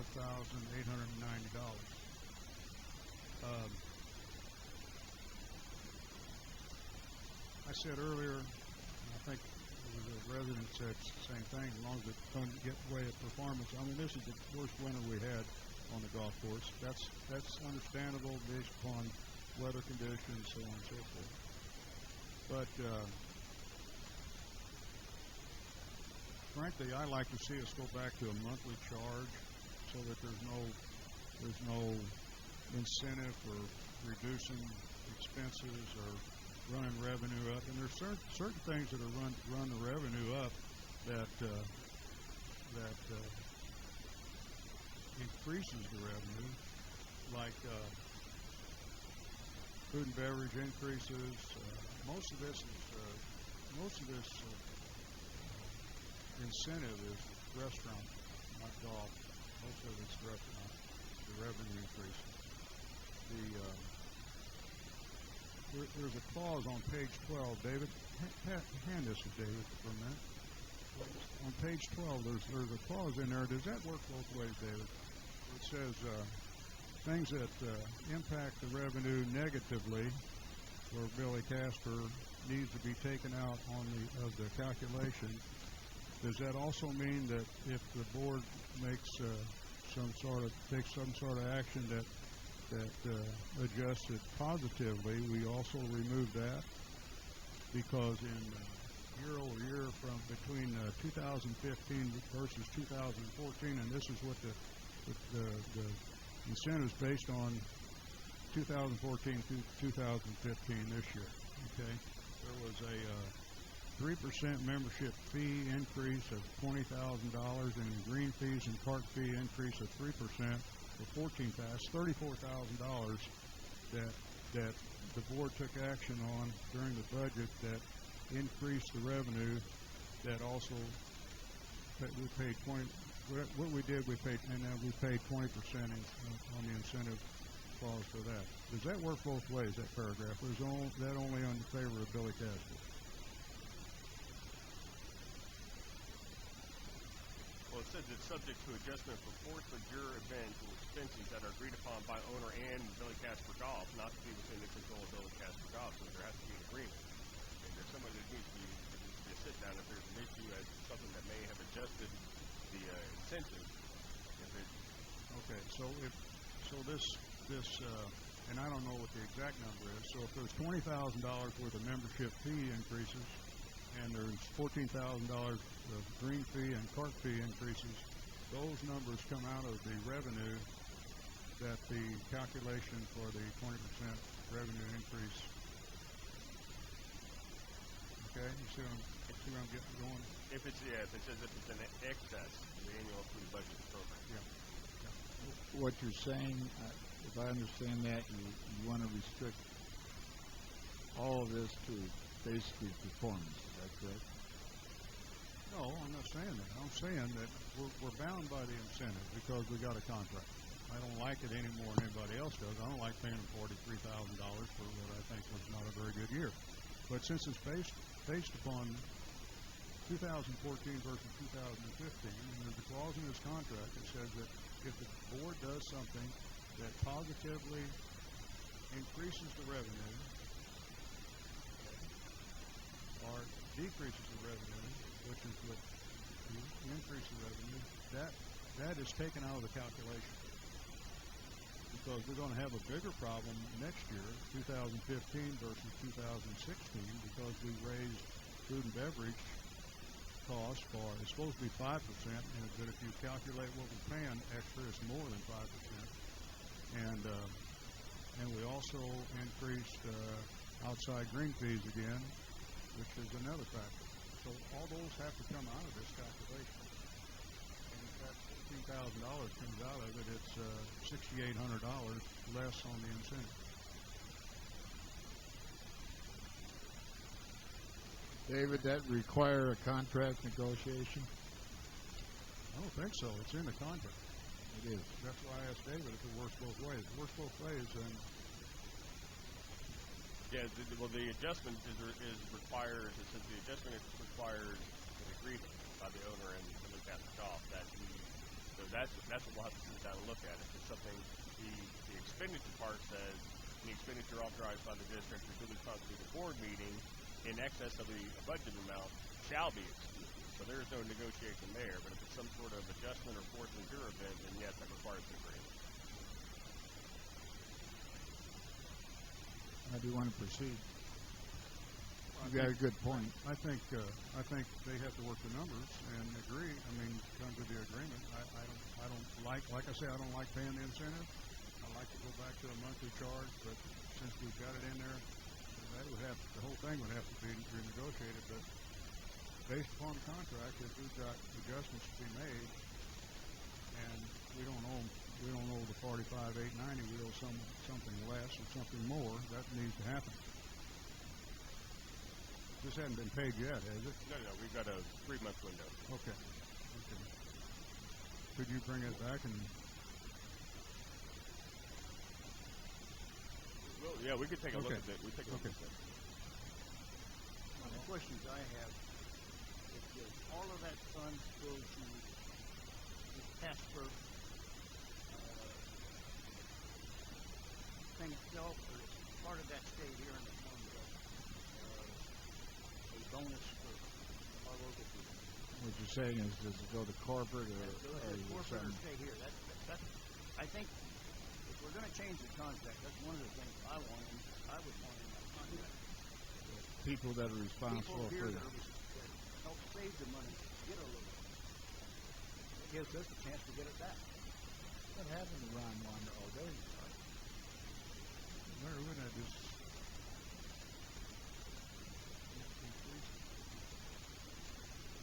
Good point. Ron Wonderling with Billy Casper Golf. In regards to the incentive, that goes to our corporate office. I wasn't privy to the negotiations when it came to fees and incentives, but I can have Tony Chansey or Douglas White, who was part of that process. I'm sure they'd be more than happy to come down and talk to you further about questions, concerns. Well, we have some other issues too. That might be a pretty good idea. Yeah, we can. I'll work with Tanya on that, and we'll select the date, and we'll get them down. And if it's going to be a workshop, or we can work through that. Do you have any comments on Mr. Hallett's remarks concerning the incentive? Like I mentioned, that part was a little bit different than when I was with Kitson and Partners. So I know that conversations during the contract negotiations, I think they could probably speak to it better than I can. One of the things I think we need to mention is in this, even though we're talking about $45,000 in spending, we did save $170,000 in expenses in the thing. So the public needs to be aware of that. One of the big question, I guess, is the incentive to get our golf course go downhill with regard to these things. Is that a factor? Well, we'll have to balance that. I mean, I may be wrong, but I have a feeling that we've received more negative comments on the condition of the fairways, in particular, and the greens and Somerset that we have in some previous years.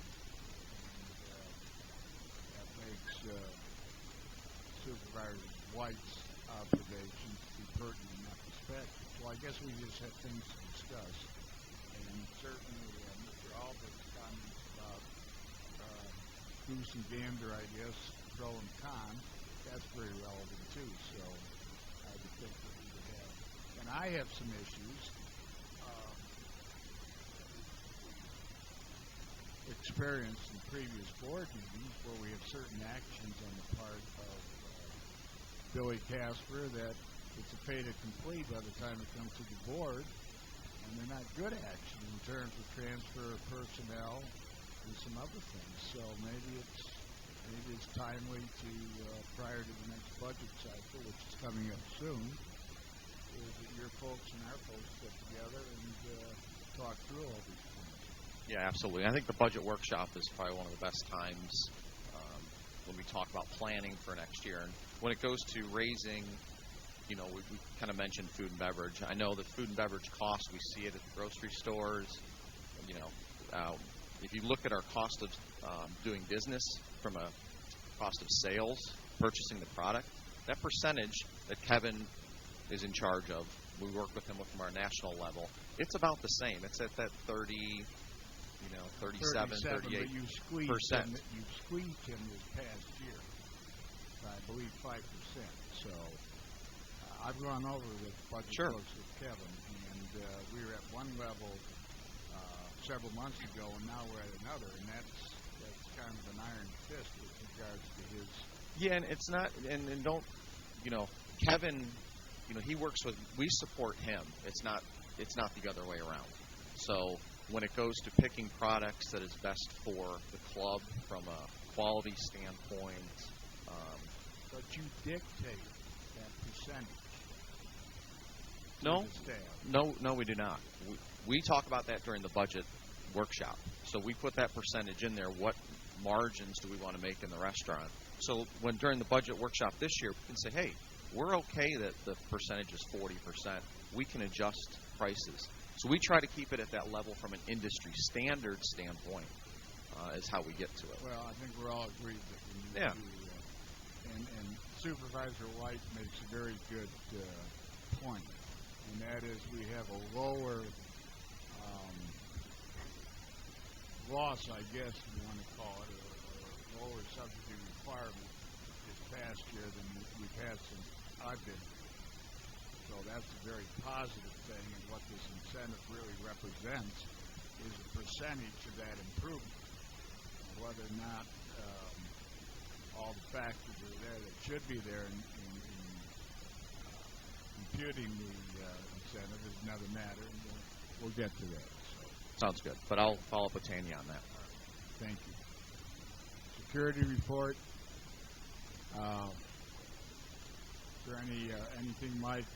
The only question I have, I noticed in your security report, there are several cases where you have really repeat offenders, and we don't seem to do anything about it. We just say we're going to notify the sheriff's office.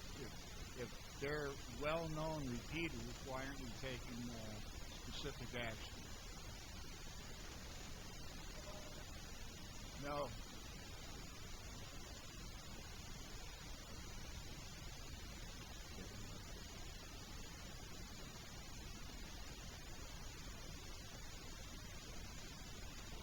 Mike Hurley, Sun and Lake. Right now we're dealing with that right now we're dealing with the new code enforcement laws that we're working on with repeat offenders. Yes, there are some, but we still have to go by the law again. It just seems like we've got, and some of these are violations with ATVs and other stuff like that. It's real tough to catch the ATVs. The sheriff's department actually have borrowed our ATV to try to catch them. We've caught a few. Yes, they are repeat, but we still have to go by the law. Well, it seems to me we repeat the same cycle with a few of these guys. Right. It's like I told you, we have to go by the law. We can't lock them up. The sheriff's department, they'll stop them, they'll cite them, and then it moves on. It's just like a speeding ticket, basically. Okay. Mike, you can handle a code enforcement report? Yeah. Code enforcement, we had 87 citations that we delivered. We also we have one property that we've had a lot of trouble with, and like I spoke before, the people have been evicted, so and that's on Sonali Boulevard. Well, my understanding is that we have received. We have fined that property $1,100 already. I mean, we haven't received it, but I'm on another subject. Oh, that we have finally received the revised draft of our code enforcement ordinance. Is that correct? Right now, Yes, we had a meeting. We had a conference call we had on a conference, Tuesday. yes, a couple days ago. We've gone over everything, so all the changes that we want to make. Is that available for review? No, it won't be for a month or so. Well, we have another scheduled conference call. Yeah. We're not through the changes. There's a couple things that we made, and he came back with that. He said yes, we could do it, or no, we couldn't do it. So we expect to be ready in a month on that. Other finals. Seems like it's taking forever. Well, we're at his mercy right now, because I mean, he's really researched it. He is working for us, is he? He is working for us. He's doing a very good job, because all the changes we've made, he's contacted the county, he's contacted us. It's back and forth. It just sometimes when you deal with the government, so slow. Let's see if we can't beat that month. Okay.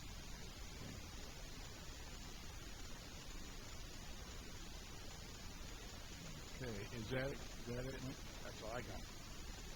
General Counsel report. Yes, sir. As discussed at the last board meeting, Mr. Griffin filed his suit against the district and supervisors. The district has filed its response through Mr. Koji.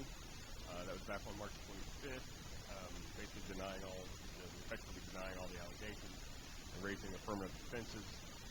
There is a telephonic scheduling conference scheduled for May 11th. And that's basically going to set the time frame for the entire matter. According to my discussion with Mr. Koji, that could be a 12 to 18 month period if it goes all the way to trial. But I think there is going to be an attempt that after we do some initial discovery, a summary judgment can be sought in favor of the district. Ayala Severino matter, we had 3 defendants that settled. Three plaintiffs. Three plaintiffs, yes. 3 plaintiffs settled. That brings the plaintiff count down. There are 6 plaintiffs that are still listed for both negligent and intentional torts. 4 plaintiffs for intentional torts only, and they're in the process of scheduling a hearing on the district's motion to dismiss the Second Amendment complaint, as far as the district is concerned as a defendant. So that's not scheduled yet, but hopefully that'll be heard relatively soon. What does that really mean? Are we getting to a point that we're seeing the final stretch of this? Yes. Basically, what the reason that most likely that the people that did settle settled was because they're on the hook for attorney's fees. If they go forward and cannot prove their case against the district will be able to recover its attorney's fees from them. The people that have not settled are now on that hook. So at the very least, if we're successful in having this case dismissed, or if it comes out in our favor, we'll have a way and method to go back and recover some of our expenses from those plaintiffs. Some, not all? Well, potentially. I mean, it'll be up to the court to determine. We'll ask for all, but it'll be doubtful that the court against all of that. Does that mean then the chance of any recovery is limited to these 4 final plaintiffs? The recovery will be limited to the people who did not respond to our offer. So the people that settled are out. And how did we settle? If I recall correctly, it was for the money they paid in. So after all this time, that's where we are. Other than that, most of the other litigation is the foreclosure where the district is defending its interest in utility liens, which will allow that. Foreclosure report real quick. We sent out another large round of demand letters regarding unpaid assessments. If I recall correctly, it's probably in the realm of 20 or 30 letters that I executed to go out. And I had to sign every one of those, right? I have been receiving calls. People that are anxious once they got the letters are anxious to get on some sort of payment plan with the district. I refer them to the district office to make those arrangements. So hopefully we'll start seeing some money come into those. I noticed on some material that Tanya prepared for our meeting with the county yesterday. We have a 96% payment situation with our improved properties. Is that correct? I believe that. Yeah, So that's an excellent percentage. It's our vacant properties that continue to give us a problem. Okay, anything else, David? That's all I have. Tanya? The majority of my report will focus on projects. And the first one I'd like to update you on is the Don Bell sign update at the front entrance.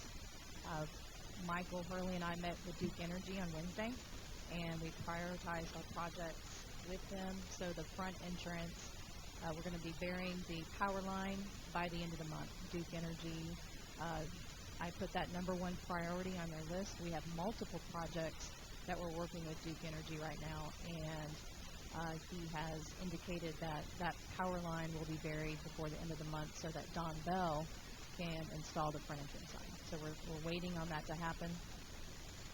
Again, if I had known in advance that this power line needed to be buried, we would have done so many months in advance, but it was not brought to our attention.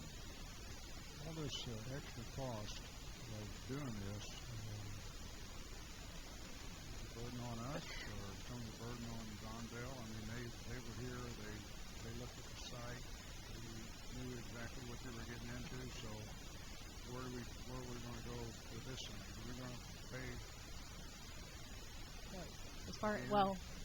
As far as I know, it's several $1,000s that Duke Energy has quoted, but they also, in that, has given us an opportunity to remove 2 small power poles that are sitting in front of, which is in our right-of-way, sitting in front of the Florida Hospital sign, and to relocate the meter, which improves the look of that front entrance as well. So that was an option that we decided to move forward on as well. So that's not on Don Bell. Again, this is going to be on the district cost. Okay. Also, there was a question on the paint color, and they sent an email around and said it is the paint. It is, yes. I guess that's a good lesson. It's like when you're going to paint your house or paint a room in your house, you need to get a physical sample. You need to get a physical sample. Don't look at what's on paper. Colors are very different. Speaking of that, have we solved that former situation? Are we ready to proceed with our updating of the existing sign in terms of the new colors? Yes, we are. But we have spent a lot of money on maintenance, and we're going to be looking into what it's going to cost us to update those signs, and if we can do it this year, if we have to wait until next fiscal year. I mean, we have the manpower to paint. Don't get me wrong. It's just that coming into budget, we're going to be looking at that, see what our numbers are at the end of March. So we are going to be updating our signs to match. You can tell I'm a little surprised you talk about it has to be budget item. You've got the paint, you've got a manpower. Why don't you go out and paint? Well, we have the paint samples, so we just need to make that order and move forward with the 2 signs that we're speaking of is mainly on Center Lake Boulevard and in front of the district office. You got the community center pillars, and you got the district office sign as well. Yes, we do. So we'll be. I'd sure like to see that start happening. I agree. Let us get some cost figures together, and then we'll move forward with that. If it's not significant, which I don't anticipate it to be, but again, we have probably spent close to 80 to 90% of our maintenance budget already, and we are only end of March. So let us look into that, and we, Fair again. enough. Okay.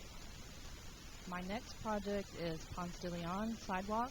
This bid has been advertised and is due at the district office on April 26th at 2 p.m. Okay, so we're moving forward with that. The Unit 5 drainage project. The bid has been advertised and is due next week, April 11th at 2 p.m. We haven't received any inquiries yet from contractors on this project, but as soon as we do have our bids, we'll fully be able to anticipate to move forward and review. Well, in the case that we've had no response from the pertinent homeowners in that area, we're just going to go ahead, right, and get this project done? If I recall correctly, I think we were at 5 of the 7 we have responses from. One of the two remaining is a foreclosure, so there's a potential that that'll be back in that property maybe in different hands before it becomes an issue, obviously. And that, so we would essentially have one holdout. But yeah, I've discussed with Dana, it's district property, and worst case scenario is we prep the drainage and make sure it drains properly, and it'll be up to them to put it back in a way that they can access the property. Yeah, we've certainly heard enough about that situation. We're trying to respond to it, and I think if we've got one holdout, well, we're just going to have to do what we have to do. The north end drainage project is due to begin possibly next week. Excavation Point and the district engineer have a site visit today up on Ponce de Leon, so they're going to discuss the details of the project and move forward with that. Are we covered budget-wise for that? Yes, we are. The north end drainage project, just as a reminder what that project is, it includes looping the water line. It includes the installation of a storm water pump and replacement of some drainage culverts up there on Ponce, and also some repair work. My next project is restrooms and storage facility at the Racket Club. Cook Construction has already laid some fill over there and has graded that, and we expect them to pour the slab next week for the concrete. So they're moving forward with that. We do have a payment and performance bond in place already for that project. The maintenance facility, I mentioned to the Board of Supervisors to please schedule a meeting with Mike Hurley and myself, or even Gator, to discuss the details of that project. We have maps and all kinds of information for you. This is just a site, the site prints or description and not any of the facility.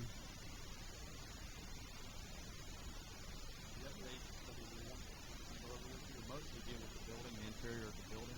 Oh, okay. The building, okay. The office space interior layout. We've made a few changes to. I can be talking further with some of that and really going through the design process. Some things popping up that came to our attention we wanted to address. And we made a few changes to that. The square footage is about still the same. We just changed the length, the layout, and size. Time we want to update you on that. The site plan, we are expecting to take that to the county for final review for the site plan first part of next week, maybe even this afternoon. We're just waiting on a couple on the application fees. If we pick up that check, then I'll be ready to submit that. So we are moving forward with the project on that.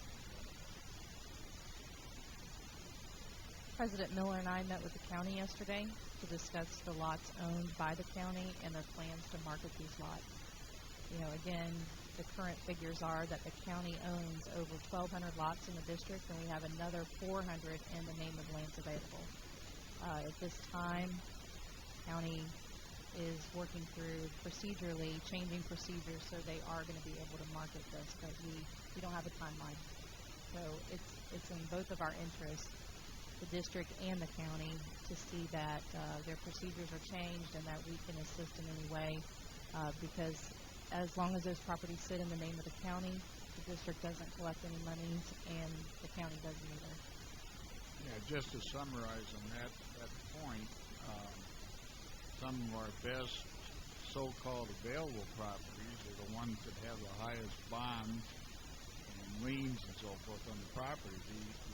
The process of going through county ownership and tax certificate process is the best chance we have to get those properties back on the market. And all other efforts, I guess, in terms of foreclosure, and we've already gone through that from our standpoint, so we are definitely going to support the county in any way we can with getting the properties back and sold and viable again to the benefit of both the county and itself. I'd like to make one comment about it, and I sent Ron an email, and I said it would be a terrible miscarriage, and I don't know how you can avoid it, to have someone let the property go back that have all these liabilities, and then let the same person or same entity purchase them back from the county free and clear. It would be a terrible miscarriage. And I can see, I can just smell that. I can just smell that happening, you know. And I don't know how you can avoid it, but it'd be terrible.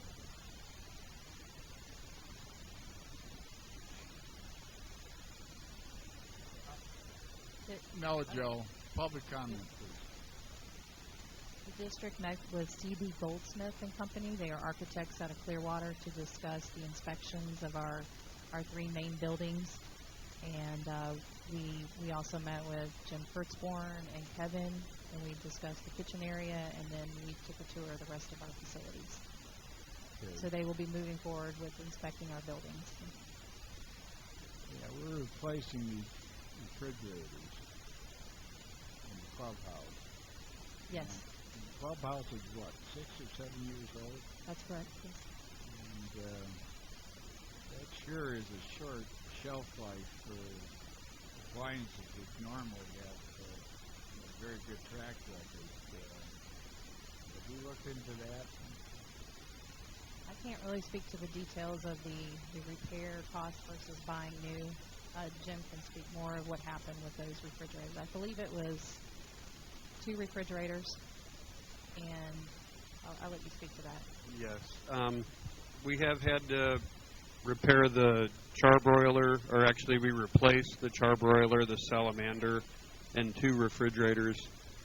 Actually, one of the refrigerators was not new. It was from the, I'm not aware of, from the Candlelight. But yeah, we are going to look at that this year, actually, I think, and get a study, even if it's just a practical study done by us to see the aging of our equipment. They're not terribly expensive, but they are aging and do need to be replaced. But from what I talked to the repair people, and they want you to repair them as opposed to replace, they want the repair work. They did serve at least 80% of their useful life. They could have lasted, like the one that lasted 8 years, the one refrigerator, he said, I've seen them last 10. He said, but 6 to 10 is about, for that product, what it lasts. Well, define not terribly expensive. I think you mentioned that we need to replace that. You were talking thousands, weren't you? Yes. The one refrigerator was under, well, I guess probably the reason I feel like it wasn't terribly expensive was the original estimates that we got. It looked like it was going to be about $10,000 to replace the 2, and we ended up doing it for about 6. So when you do it for about 40% less than you think you were going to have to do, it seems better.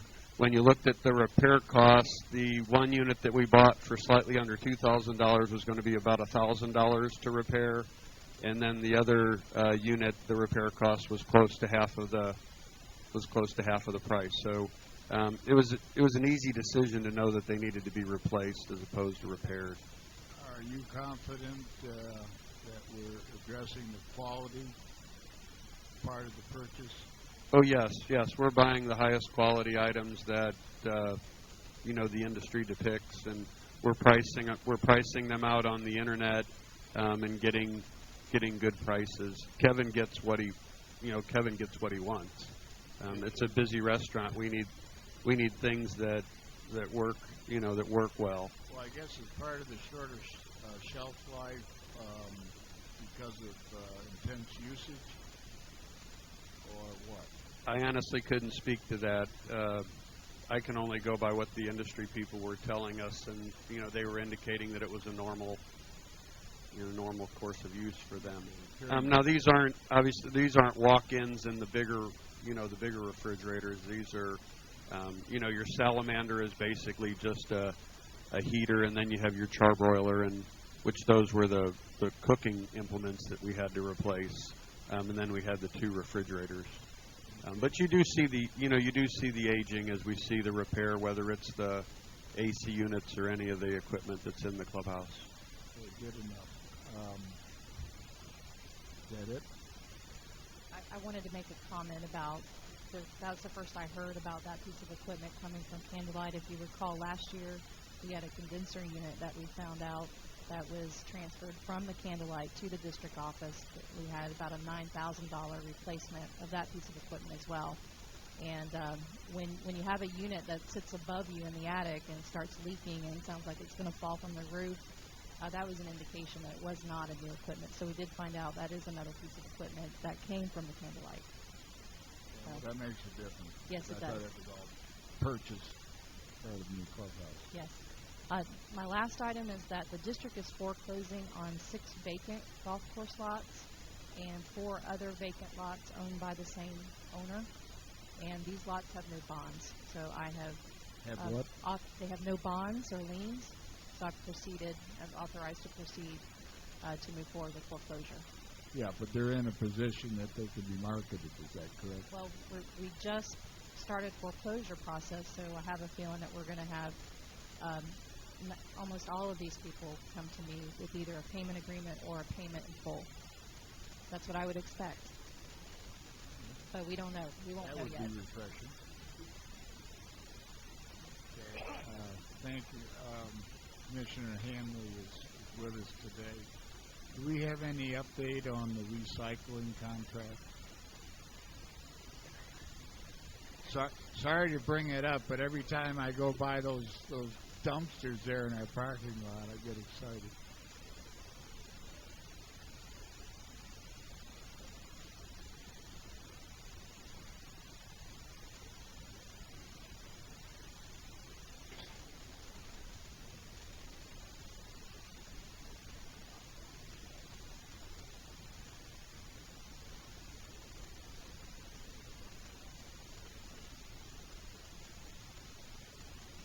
But we're getting there. And we do have good news on the EMS facility.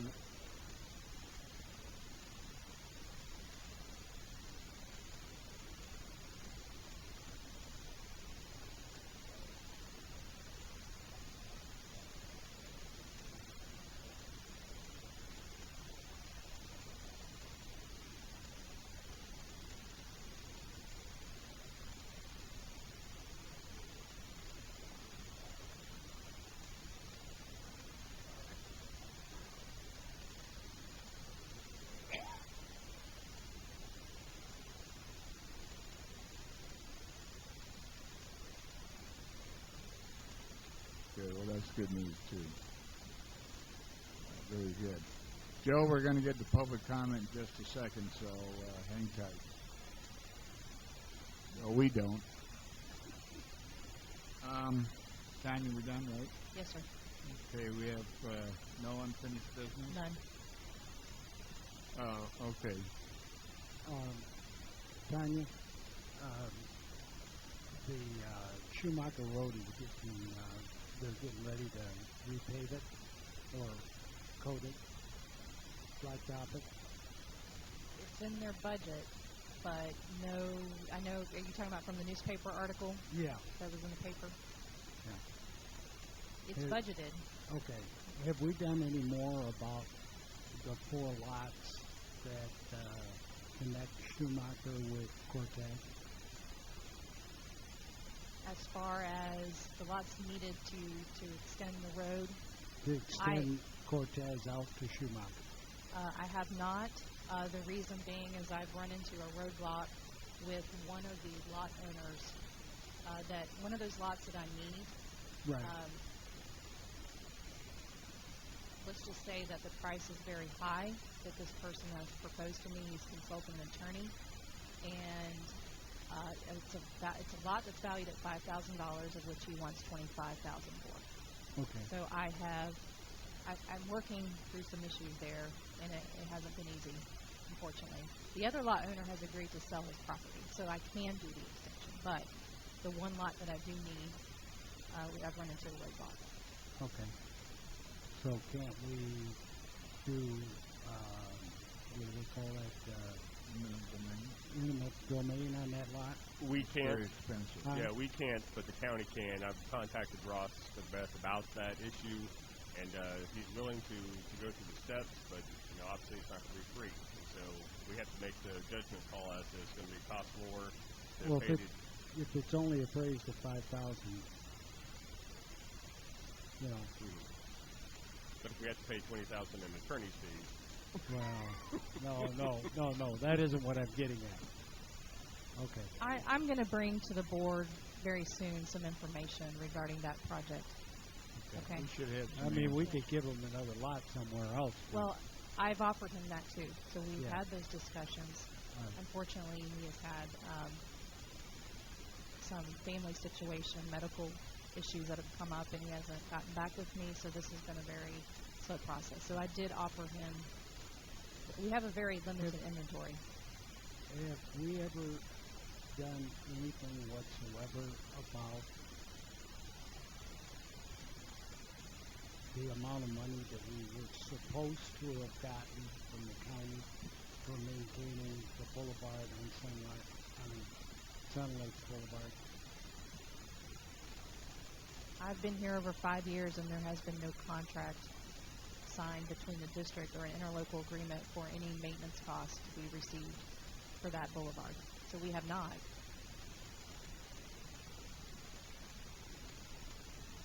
There was never an agreement on that? No. We've never received any funding from the county to maintain the boulevard since I've been here. Now, I don't know, maybe it was discussed many years ago. I understand that we've never received it, but I was under the impression, and before I was on the board, there was, I thought I was under the impression that the county was going to give Sun Lakes Boulevard money, or the district money, to maintain that boulevard so that they wouldn't have to do it. I've seen a draft, I think, when I first started here of an agreement, but that was never presented, never approved by, I don't know that it was approved by the supervisors nor the Board of County Commissioners. Okay, thank you. Okay, no unfinished business? None. No new business? No. We've had committee reports. So I guess we're on to public comments. You have to come to the podium.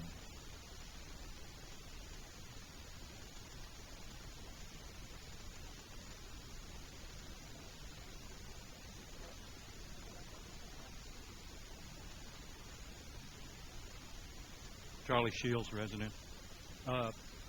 I don't know who's responsible for putting out the survey, but when several people have come to me and said, when I go to snldistrict.org, okay, it says this site is not available, and therefore they stop. My point being... Which survey are you talking about, Charlie? The survey for the landowner, property owner, okay?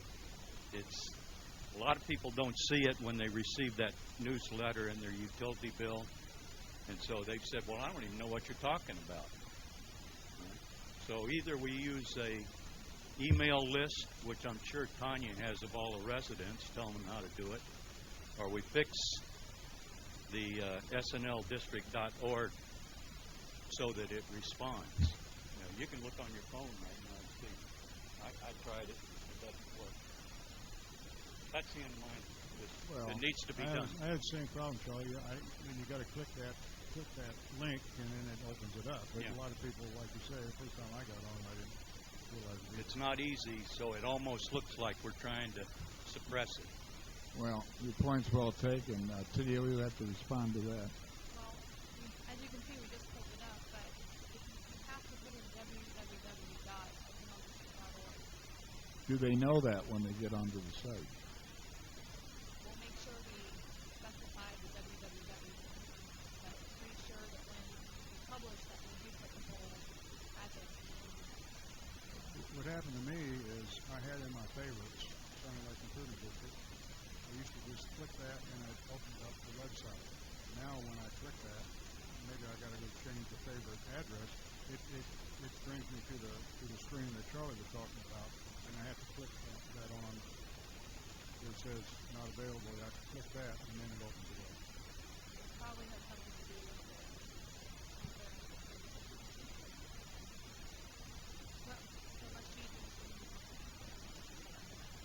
I would delete the favorite and then re-add it. Defeats the purpose of the whole thing. Remember, you have the alternative of going to the district office, and there's 3 options there that you can express your opinion on, but we need to solve this website thing. You're saying we don't have a problem? You just pulled it up and we typed in the website address and it came right up. Some of us are not as fluent as you are on technology, I guess. I'm certainly one of I them. mean, it's hard for, I don't know how else we can describe other than. Well, I guess my point is there anything that we can do to make it easier at the present time, or are we living with this situation?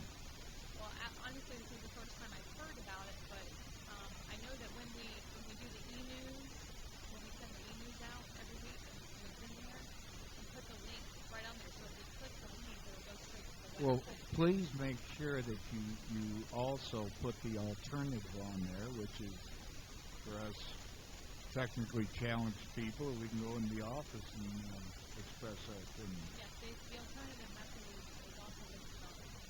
And we've received several surveys through the website. So, Okay, well, I'd say 90% of them. all right. I don't know what else to say. Gentleman here. Good morning to everybody. Aldemar Garces from Maronda, 4651 Tarrega Street. And this is my first time in this type of meeting. And I've been hearing a lot of things about budget, priorities, agendas, and that sounds beautiful. Okay? But I see the signs on 27 for our community. They are beautiful, gorgeous. I never see that type of sign in no other communities, even in Miami. Okay? But our problem with water is being high. I had damage in my property on the driveway and for years, and nobody's taking care of that. Okay? I've been hearing things promise and promise. And remember that paper, they can handle anything. Anything. And never cry. Never say nothing. We don't want promise. We want action. I've been hearing for 45 minutes about the golf. Take care of the golf. Take care of the golf. And that's wonderful because that's recreation for all these people. I'm not the golf player. It's not my priority, okay? But I understand that, okay? There's no question about it. Well, the important thing, sir, is that you attend the workshop that is addressing the Miranda situation on the 26th. You'll be there, I hope. I hope. But my question is, why, if we mention community, that word is big. That word is be together. That's why if we are together, why don't we take care first? That this is most important about the golf, most important about the recreation here, because if we take care our street or another street with the same problem, we can attract more people to this community. I think this is the only street that they have more houses closed and foreclosure. Why? Because this situation. Last year, I have somebody force my house, 4 o'clock in the morning, try to break into the house. I called the police. They never show up. They show up late. The guys is broken my door. I called many times the security time, and they show up an hour later. Did you think that's right? And I pay the same fee, but all you guys pay the fee. No, and when I come to the building right here, I saw a bunch of guys walking, doing nothing, and who's paid that? You and I. That's right. And when we asking for something that's priority, why you guys not respond? All is talking that we are in business, that we've been talking with the engineers. We don't need to be scientific to freeze that street with water. Well, we certainly hope that you'll be at the meeting, and we're addressing at that meeting specifically the drainage issue. If you have a question about security, Mr. Hurley is in the building. He's our director of security, and I suggest that you get with him about any complaints you may have. The important thing is we try to be responsive to everybody, no matter what part of the community they come from. And sometimes it seems like government, myself included, government moves very, very slowly. But we do the best we can. We try to address all the issues. So do not feel that you're neglected in any sense of the word as a resident of this community. Okay? Okay. Thank you. Thank you.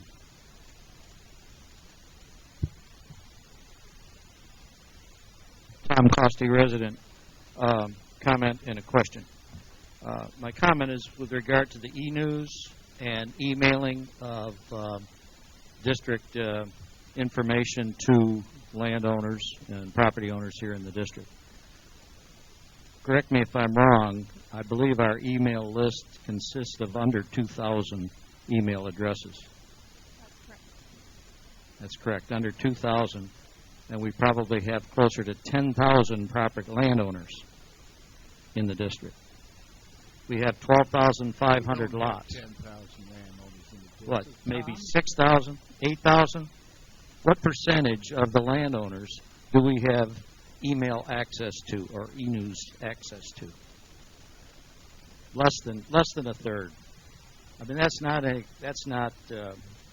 really not a substantial method of getting information out to the landowners with regard to something as important as their voting abilities in the district. I just like to point that out. The other question is, and we do have a mailing every month of water bills. Of course, not unimproved properties. There's no water bill for an unimproved lot. And those people still do and should have a voice in how their assessment money is spent. Let's take your comment one at a time. Tennille, what are the mechanics of expanding our email list? Or e-blast or whatever you want to call it. We do from time to time in the newsletter put an option in there on how they can sign up for emails. We did not too long ago, especially when we switched to the website. Can you speak up? I don't think you're... Yeah. Other than putting it in the newsletter and placing on the website, there, in my opinion, there really is no other avenue. Everyone who has a water bill gets the newsletter and has the option to go in.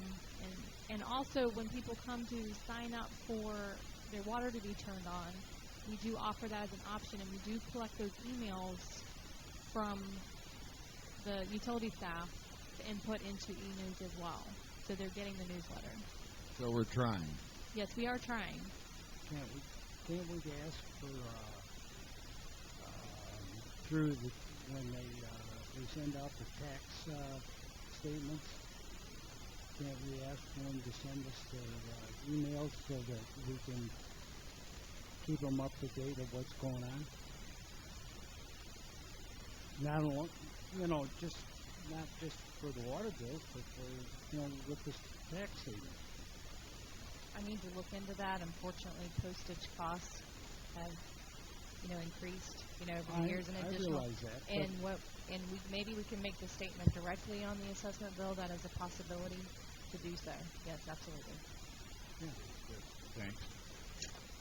Our homeowner association has done that, Rick, and we get about a 20% response. In our assessment mailing, we ask for email addresses, and we got about a 20%, and that is a start. Yeah.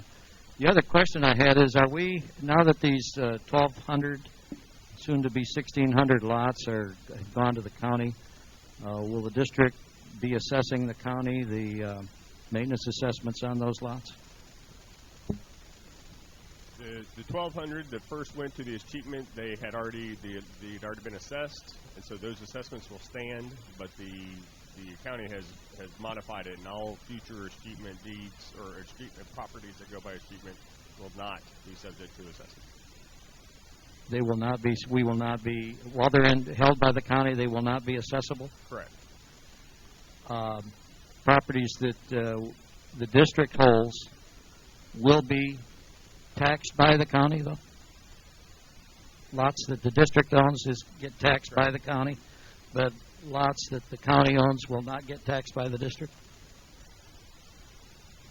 Is that new? Has that always been the case? No, it was just recently adopted when the escheatment process started. Recently adopted by the county commissioners, is that? Correct. That's interesting. Thank you.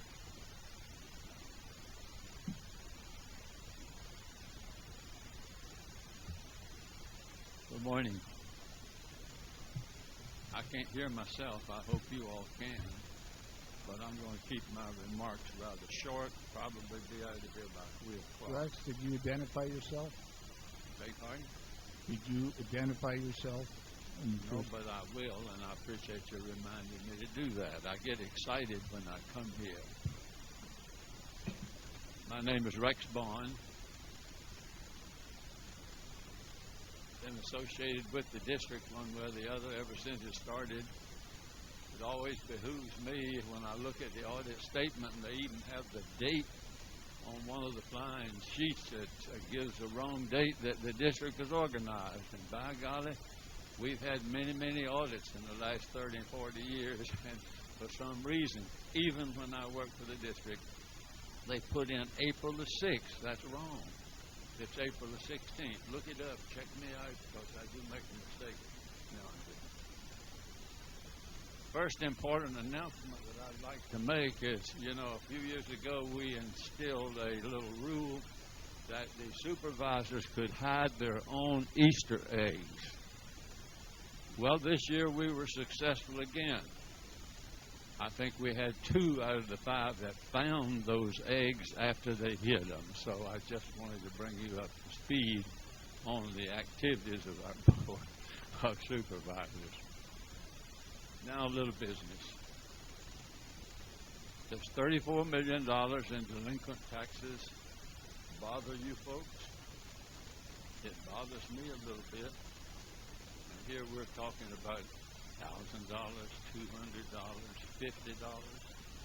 But if the records speak the truth, and I'm sure they do, the information that is furnished the board, I guess, on a monthly basis, shows a total of $36 million in delinquent assessment by owners. That's a lot of money. $36 million. That's as of March 4th of this year. Rex, do you want an honest answer to that? Beg pardon? You want an honest answer to that figure? We're not going to get that money because you have thousands and thousands and thousands of owners that have disappeared. There is no place to go to recover the vast majority of that, and that's the way it works.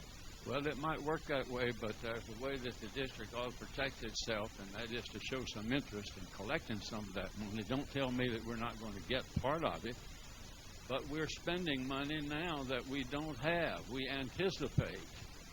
But one of these days, this delinquent payment we've been getting from various people is going to disappear along with what you just said. We have a day-to-day, a week-to-week, and a month-to-month effort at collecting delinquent assessments.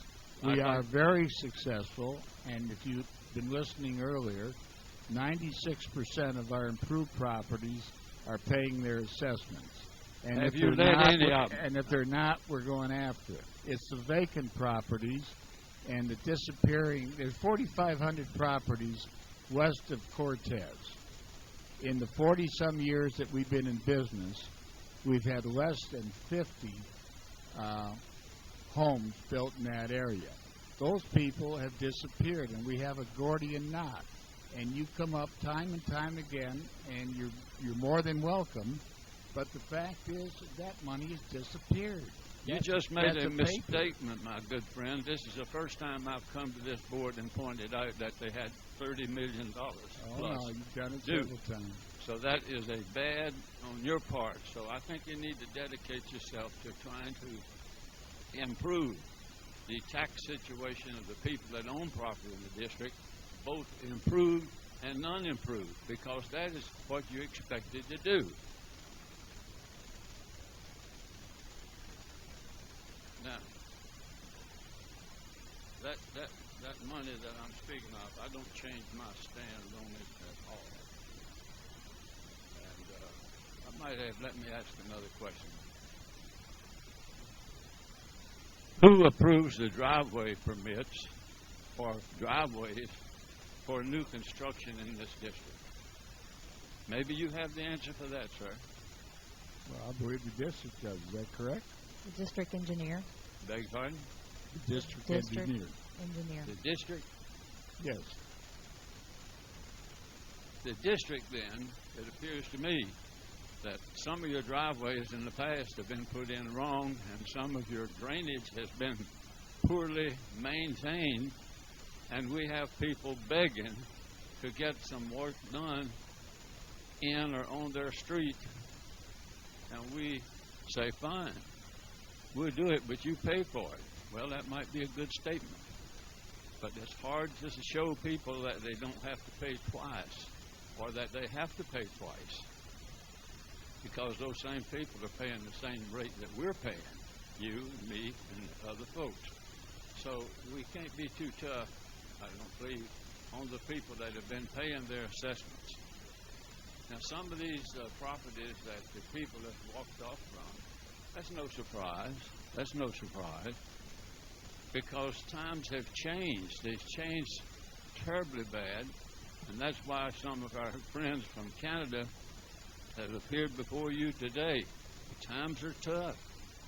Money on their exchange is bad, but we have to collect money to pay for the expenses of the district, and the only source the district has is assessments. I might add, too, this thing about the county and the collecting of taxes. It is true after, I think it's 5 years, if the assessments are not paid, if the county takes them, then that's wiped out. You can buy it if the county would sell it to you for $1. But it's not subject to assessments again, according to what I read in the paper. Now I've finished. My time is up. I'm disappointed in the audit, and I say the audit, I don't consider it an audit. I think it's a financial report to the board, and they've had about 8 or 8.5 months to do it. They come in here and we accept it. I say accept it. I hope we didn't approve it. And snap of the finger. So the board needs to study these reports that you're paying for. You need to be sure that engineering reports, and I say that without any qualms about it, we are responsible for those driveways. The county isn't, but the county has the specifications, so they do have some power. We've been talking a lot about developing drainage and so forth. I mentioned one of that. I guess all I did 2 weeks ago saw this article in the paper. It certainly should have. But what does it say? Court rules against developers over drainage. Now, that's a pretty strong statement that would help our case if and when we go to court.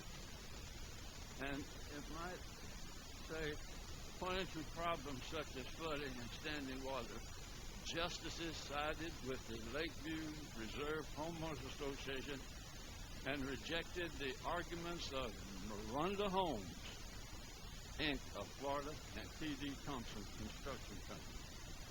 So there's other people that are trying to get some of the same dollars that we're trying to get. But, Rex, you want to wrap it up, please? Yes, I am. I'm reminded of the wedding that we had. The bride came down the aisle, and when she reached the altar, the groom was standing there with his golf bag and club at his side.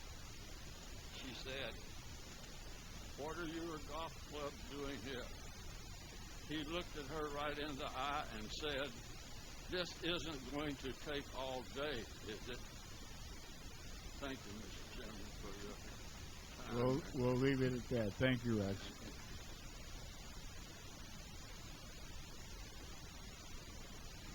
Good morning, Larry Bertetto. I agree with what Mr. Shields said on that website. As a matter of fact, I went into it, and it had a thing I wanted to send a note to Tanya about the audio. And when I went to the website, and it has her name, it says contacts, and you hit that button with a line underneath it, I sent her 3 messages.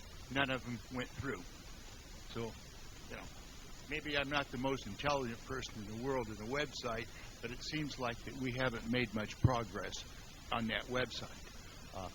My wife saw the thing about going to vote, and I says, well, don't go in and vote. We're going to go vote. We'll go to the district office because it'll probably come up wrong when we go.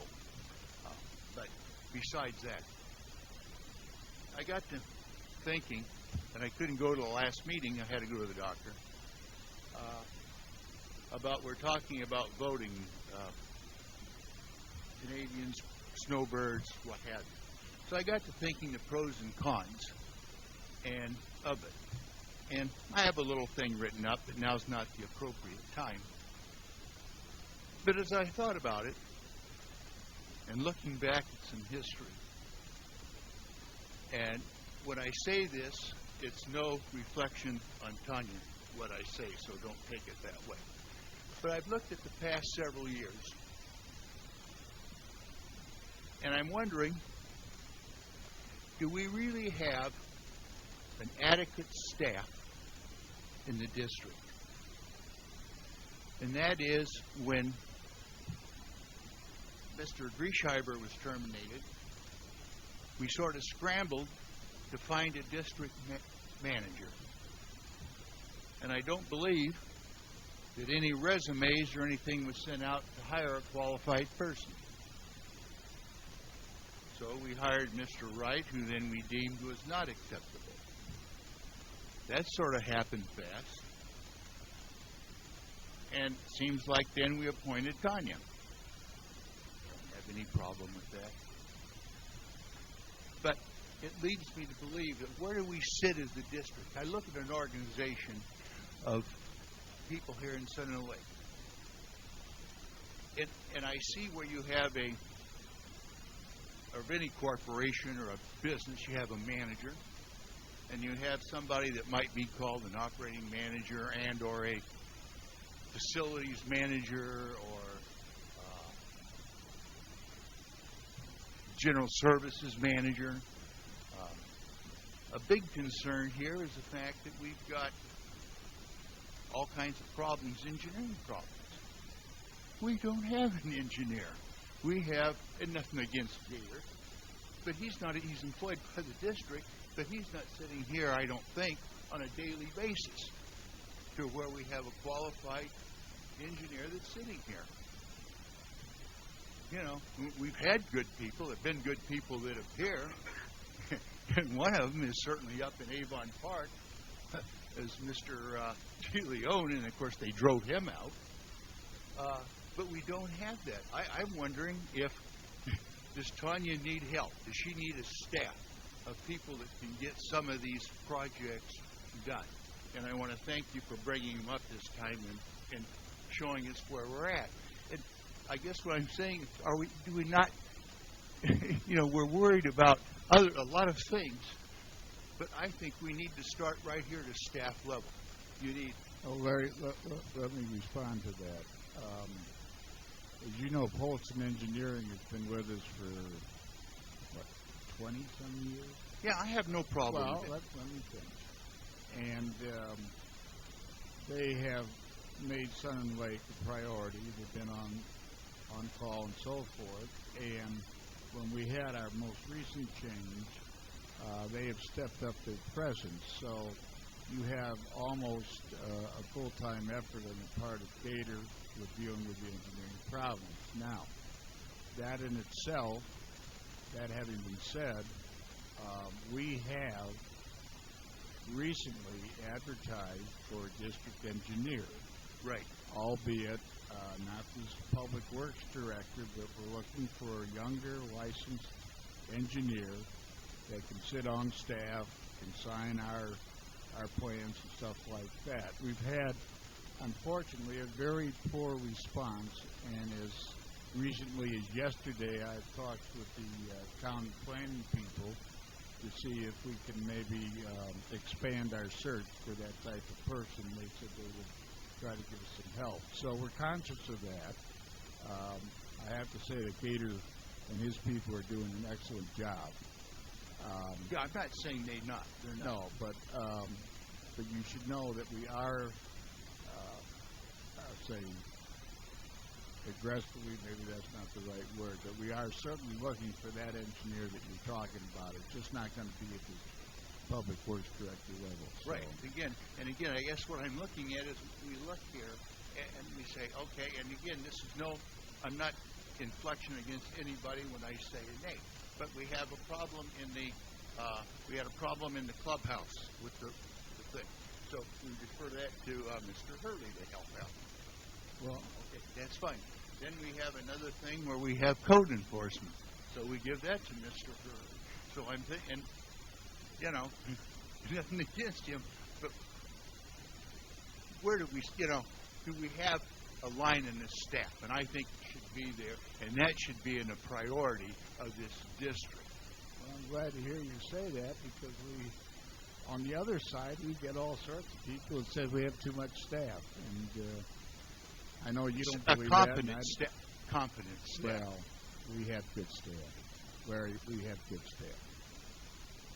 So that's all right. So we'll. By the way, just as a note, when you come down at night, that sign on, and you'll probably get a lot of negatives on that, but that sign at night on by the Wild Turkey, when it's lit up at night, looks pretty nice. So. You're talking about our north entrance sign. Yeah. Well, let's leave it at that. Thank you for that comment. Okay. Good. Well, we ended that on the right note. My name is Bill Jackson, President. We ended that on the right note about the sign that works. But I have a question. When we determined the company to replace this sign up on 27 and Sunny Lake Boulevard, when they got the bid, I'm sure they come out and looked at that lot, what they were going to do. Was any of those people physically disabled? Did they all see? And any company would come in here and see a power line directly over what they were going to work under. All of a sudden, 3 to 4 or 5 months into this, well, we got to do something about that power line. I think that rate's under incompetent. They should have been able to walk in here and look up and see what they needed to do and say, we can't do a whole lot with that power line up there. Not wait till we're 5 months into the project and then say, oh, we're going to have to pull that power line down. I think this reflects badly on the company we hire. And it's like we hired this guy on the code enforcement. And we'd call and he'd get back with us. Well, I think that man's working for us.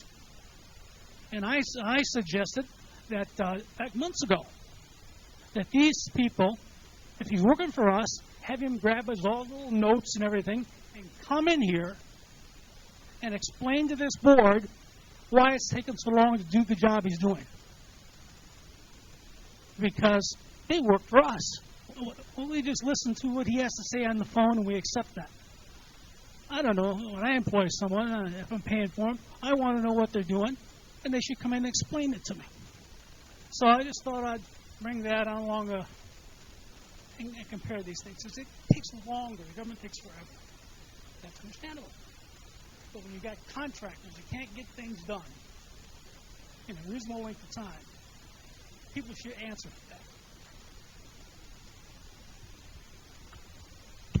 Thank you, Bill.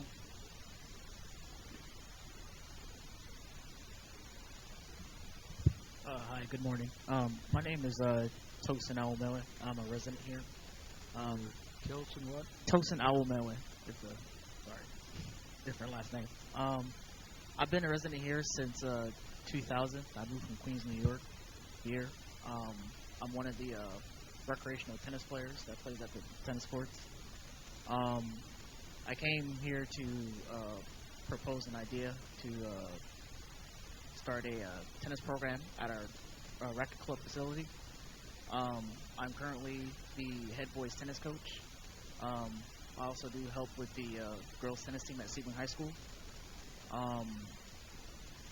I came to that idea because as a tennis player, I like to give back to little kids and give back to the community. I love playing tennis. I thought it would be nice to have something out there. I mean, I know we have an awesome golf program, so I thought, no, why don't we have a tennis program? I know it's hard to find someone who actually would dedicate their time to do something like that. So, I've talked to a lot of parents that live here in Sun Lakes and some other parents of my players from the guys and girls team, and they've all thought, why don't I do it? I have put my efforts into become a better instructor. I'm currently running a facility alongside with a couple of buddies of mine and my boss in Lakeland through the Galindo Tennis Academy. It's a big tennis academy in Lakeland. We train a lot of kids from the Lakeland area, also international kids that come down from the different countries to train with us. So I have proposed the idea to Miss Tennille, and I know she's been so busy, so she hasn't had the time to get back with me. And I know my schedule hasn't been much friendly either as well. So I just wanted to bring it up to the board and everyone about the idea. I can't tell you how pleased we are that make this kind of an offer. We constantly looking for people that have experience that can help us in a variety of areas, and I hope that, Neil, you'll get with this gentleman and see what might be done. So we do have an opportunity, I think, to expand our tennis. Yes, and I believe the only time I met with him, we discussed several things, and I was kind of waiting for him to bring back a proposal to see if it was agreeable or if it was something I had to bring back to the board for approval. Well, we have something like this on the pickleball side, don't we?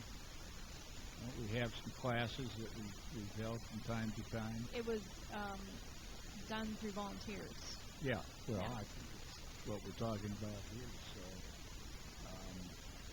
you guys get together? Yes, sir. Yes, sir. And, like I said, I know her schedule's been very, very, very busy, so I know it's been hard to communicate with her as much. And my schedule has been busy too. I just finished up the guys season, and You lived in Sun Lake since 2000? Yes, sir. Well, it's a very nice offer and one that we need to respond to. So, please, let's see if we can get together. Thank you. Thank you.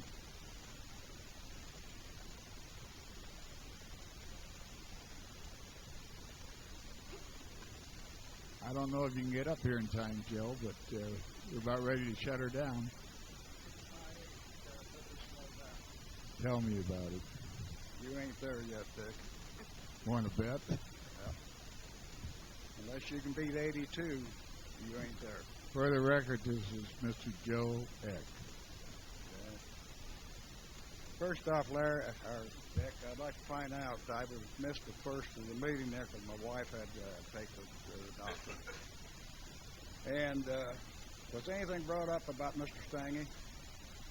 That is going to occur. I think you're talking about a recognition. We plan on having that the next meeting, April 22nd. Okay, yeah, That's already been in the works, and I drafted, along with the staff, the proclamation, and we hope to exercise that and have Patty here on the 22nd. Yeah, I understand that because I keep in touch with Patty. The memorial for him, was that brought up to the public here at New No, Lake? and you make a good point. That is, I believe, April 16th at 11 o'clock at United Methodist, and that's the one that's near the Mormon Church there. St. John's?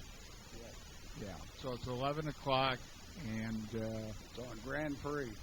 Grand Prix. Just Thanks. first road past the Walmart area there. I'm glad you brought that up. I got a few things here I want to talk about. I don't know, I might run over what you usually allow. First off, I'll tell you right now, Mr. Savarino's still got about 18 months to go yet. And he might get out early if he's still been on a good side. Right now, he's working in Okeechobee on a work range. I keep track of different things that goes on. He's down up at the camp at near He's in Jacksonville. Okeechobee. That was about 3-4 months ago. Now, unless he's transferred from there, I don't know, but I'll check on that probably later today. This voting deal for the landowners, to me, Tom Costick covered it pretty well in an article in the paper there, but the thing of it is, I don't believe that this should be taking place unless it was put on a ballot for the whole county or district to vote on. The county wouldn't be allowed to vote on it, but it should be on a primary ballot or whatever. Because you are not going to get everybody that owns property in here notified. And they can turn around and come back at the district and sue you for it. So you're doing something here that I would double check, because I don't think it's right. My opinion, what I want done, I'm not telling anybody. That's my business, and personally my business. According to what I understood, there was an article in the paper, there was 58 people that participated so far in that survey. I had talked to Tanya about it, and that this is not going to work that way. The other thing is, on that vote, the third seat was illegally put on that board. You don't have the population, according to the charter, to fill the other two seats. And that, if you'll read the charter, the original charter, somebody on that board's got it up there that I had. It stated in there that it has to be a certain amount of population before you can fill them seats. So you may be violating that charter around home. We went there in great detail years ago. You're talking about Statute 189, under which we were constituted, and we had that what I would call raucous fight for quite a while to get that third seat. So I don't think that anything's, from the legal standpoint, anything has been overlooked. You don't have the authority to take them two seats and make them yet. You don't have the population according to the charter. The charter stated in there the way it was supposed to be done. You're talking about the urban density process. Right. We're no longer under that particular restriction. If it was changed, I don't know. I think it did change. We were down at the Civic Center down, and that's when I raised all kinds of case about it. We had a hell of a fight to try to get resident control here. That was only for that one-time seat, though, from what I remember. It changed the balance, which is what so many of us wanted. Anyway, what else do you have, Joe? Okay, the drainage on that Miranda. When's that coming up? Well, we're going to have a workshop on that on the 22nd, April 22nd. What? 26th. 26th? Yeah, 7 o'clock here in the community center. Okay, because the first thing there, when Savarino was on the board, that's when a lot of problems created. How he got it by, that was declared wetlands in that area over there. And the reason I know that, because I retired from DEP, and I knew what was wetlands when I came in here. Well, but some way or the other, they got it around. We have a sad history in that particular situation. You're entirely right about the wetland situation. And it was built incorrectly. Exactly. I'm not sure when Miranda was in there, but and we're living with that. Yeah. So the purpose of the workshop. Miranda didn't even register the deeds on that property, so they actually don't have any deed restrictions. Well, they came in and bought 220 lots, and they built a few of them, and they walked away. So that's what we've had to live with. Anyways, 26th at 7 o'clock. Okay. The audio system, just like I'm talking here, recording in there, put it online, can't hear it. Something is wrong with this audio system. And when this building was supposed to have been upgraded, we were supposed to have the best and high performance in audio programming. So I don't know what to tell you on that there, but I'll try to throw the damn thing out and get a new one. We just did. All right. I think we suggested that, and maybe that'll come up again at the budget hearings. But trust me, we're as frustrated as you are on that. In the next few days, I'll go back in there and listen again and see if I can hear it. And I've got my hearing aids on now, so I can hear some things that's going on. Well, Joe, just so you know, this past week, Larry Bertetto commented on exactly the same thing. And one of the things that I checked on after getting that phone call was check with Chrissy to see if she had a problem transcribing it. And it's very important because the legal basis, for all of our meetings, it's not the transcript, it's the audio. And Chrissy, you said in effect that you were able to hear all that? Yes, sir. But on one hand, I use headphones when I do my transcribe, so the sound is definitely And it's very clear when you use headphones. Supervisor Hallberg said that's young ears, so maybe you're right. But all right, something else that was brought up there too was one of them asked about payment for the Sun Lake Boulevard. Oh yeah. Okay. At one point there, the county, and this was before Mr. Godbread got on the board and everything, the county did pay the district some money for maintaining it. I understood it was $35,000 a year. No, sir. No, sir. I think it was something like $2,500 for the maintenance on it. They did it one time. And if you check back in the records on that, you'll find it in there somewhere, but I wouldn't know where it was at. There's a lot of things I still remember, and I had records on all that stuff. I don't have any of those records anymore. I got rid of everything when I quit fighting you people. And the way it is right now, you've got 5 golfers on that board there now. And as far as I'm concerned, that golf course out there, I'd like to put barbed wire fence around it, put 1,000 head of cattle on it, and I can make money off it. And the district can sure do it. Thank you. That's it. Okay, Joe. Thank you very much. What a way to finish.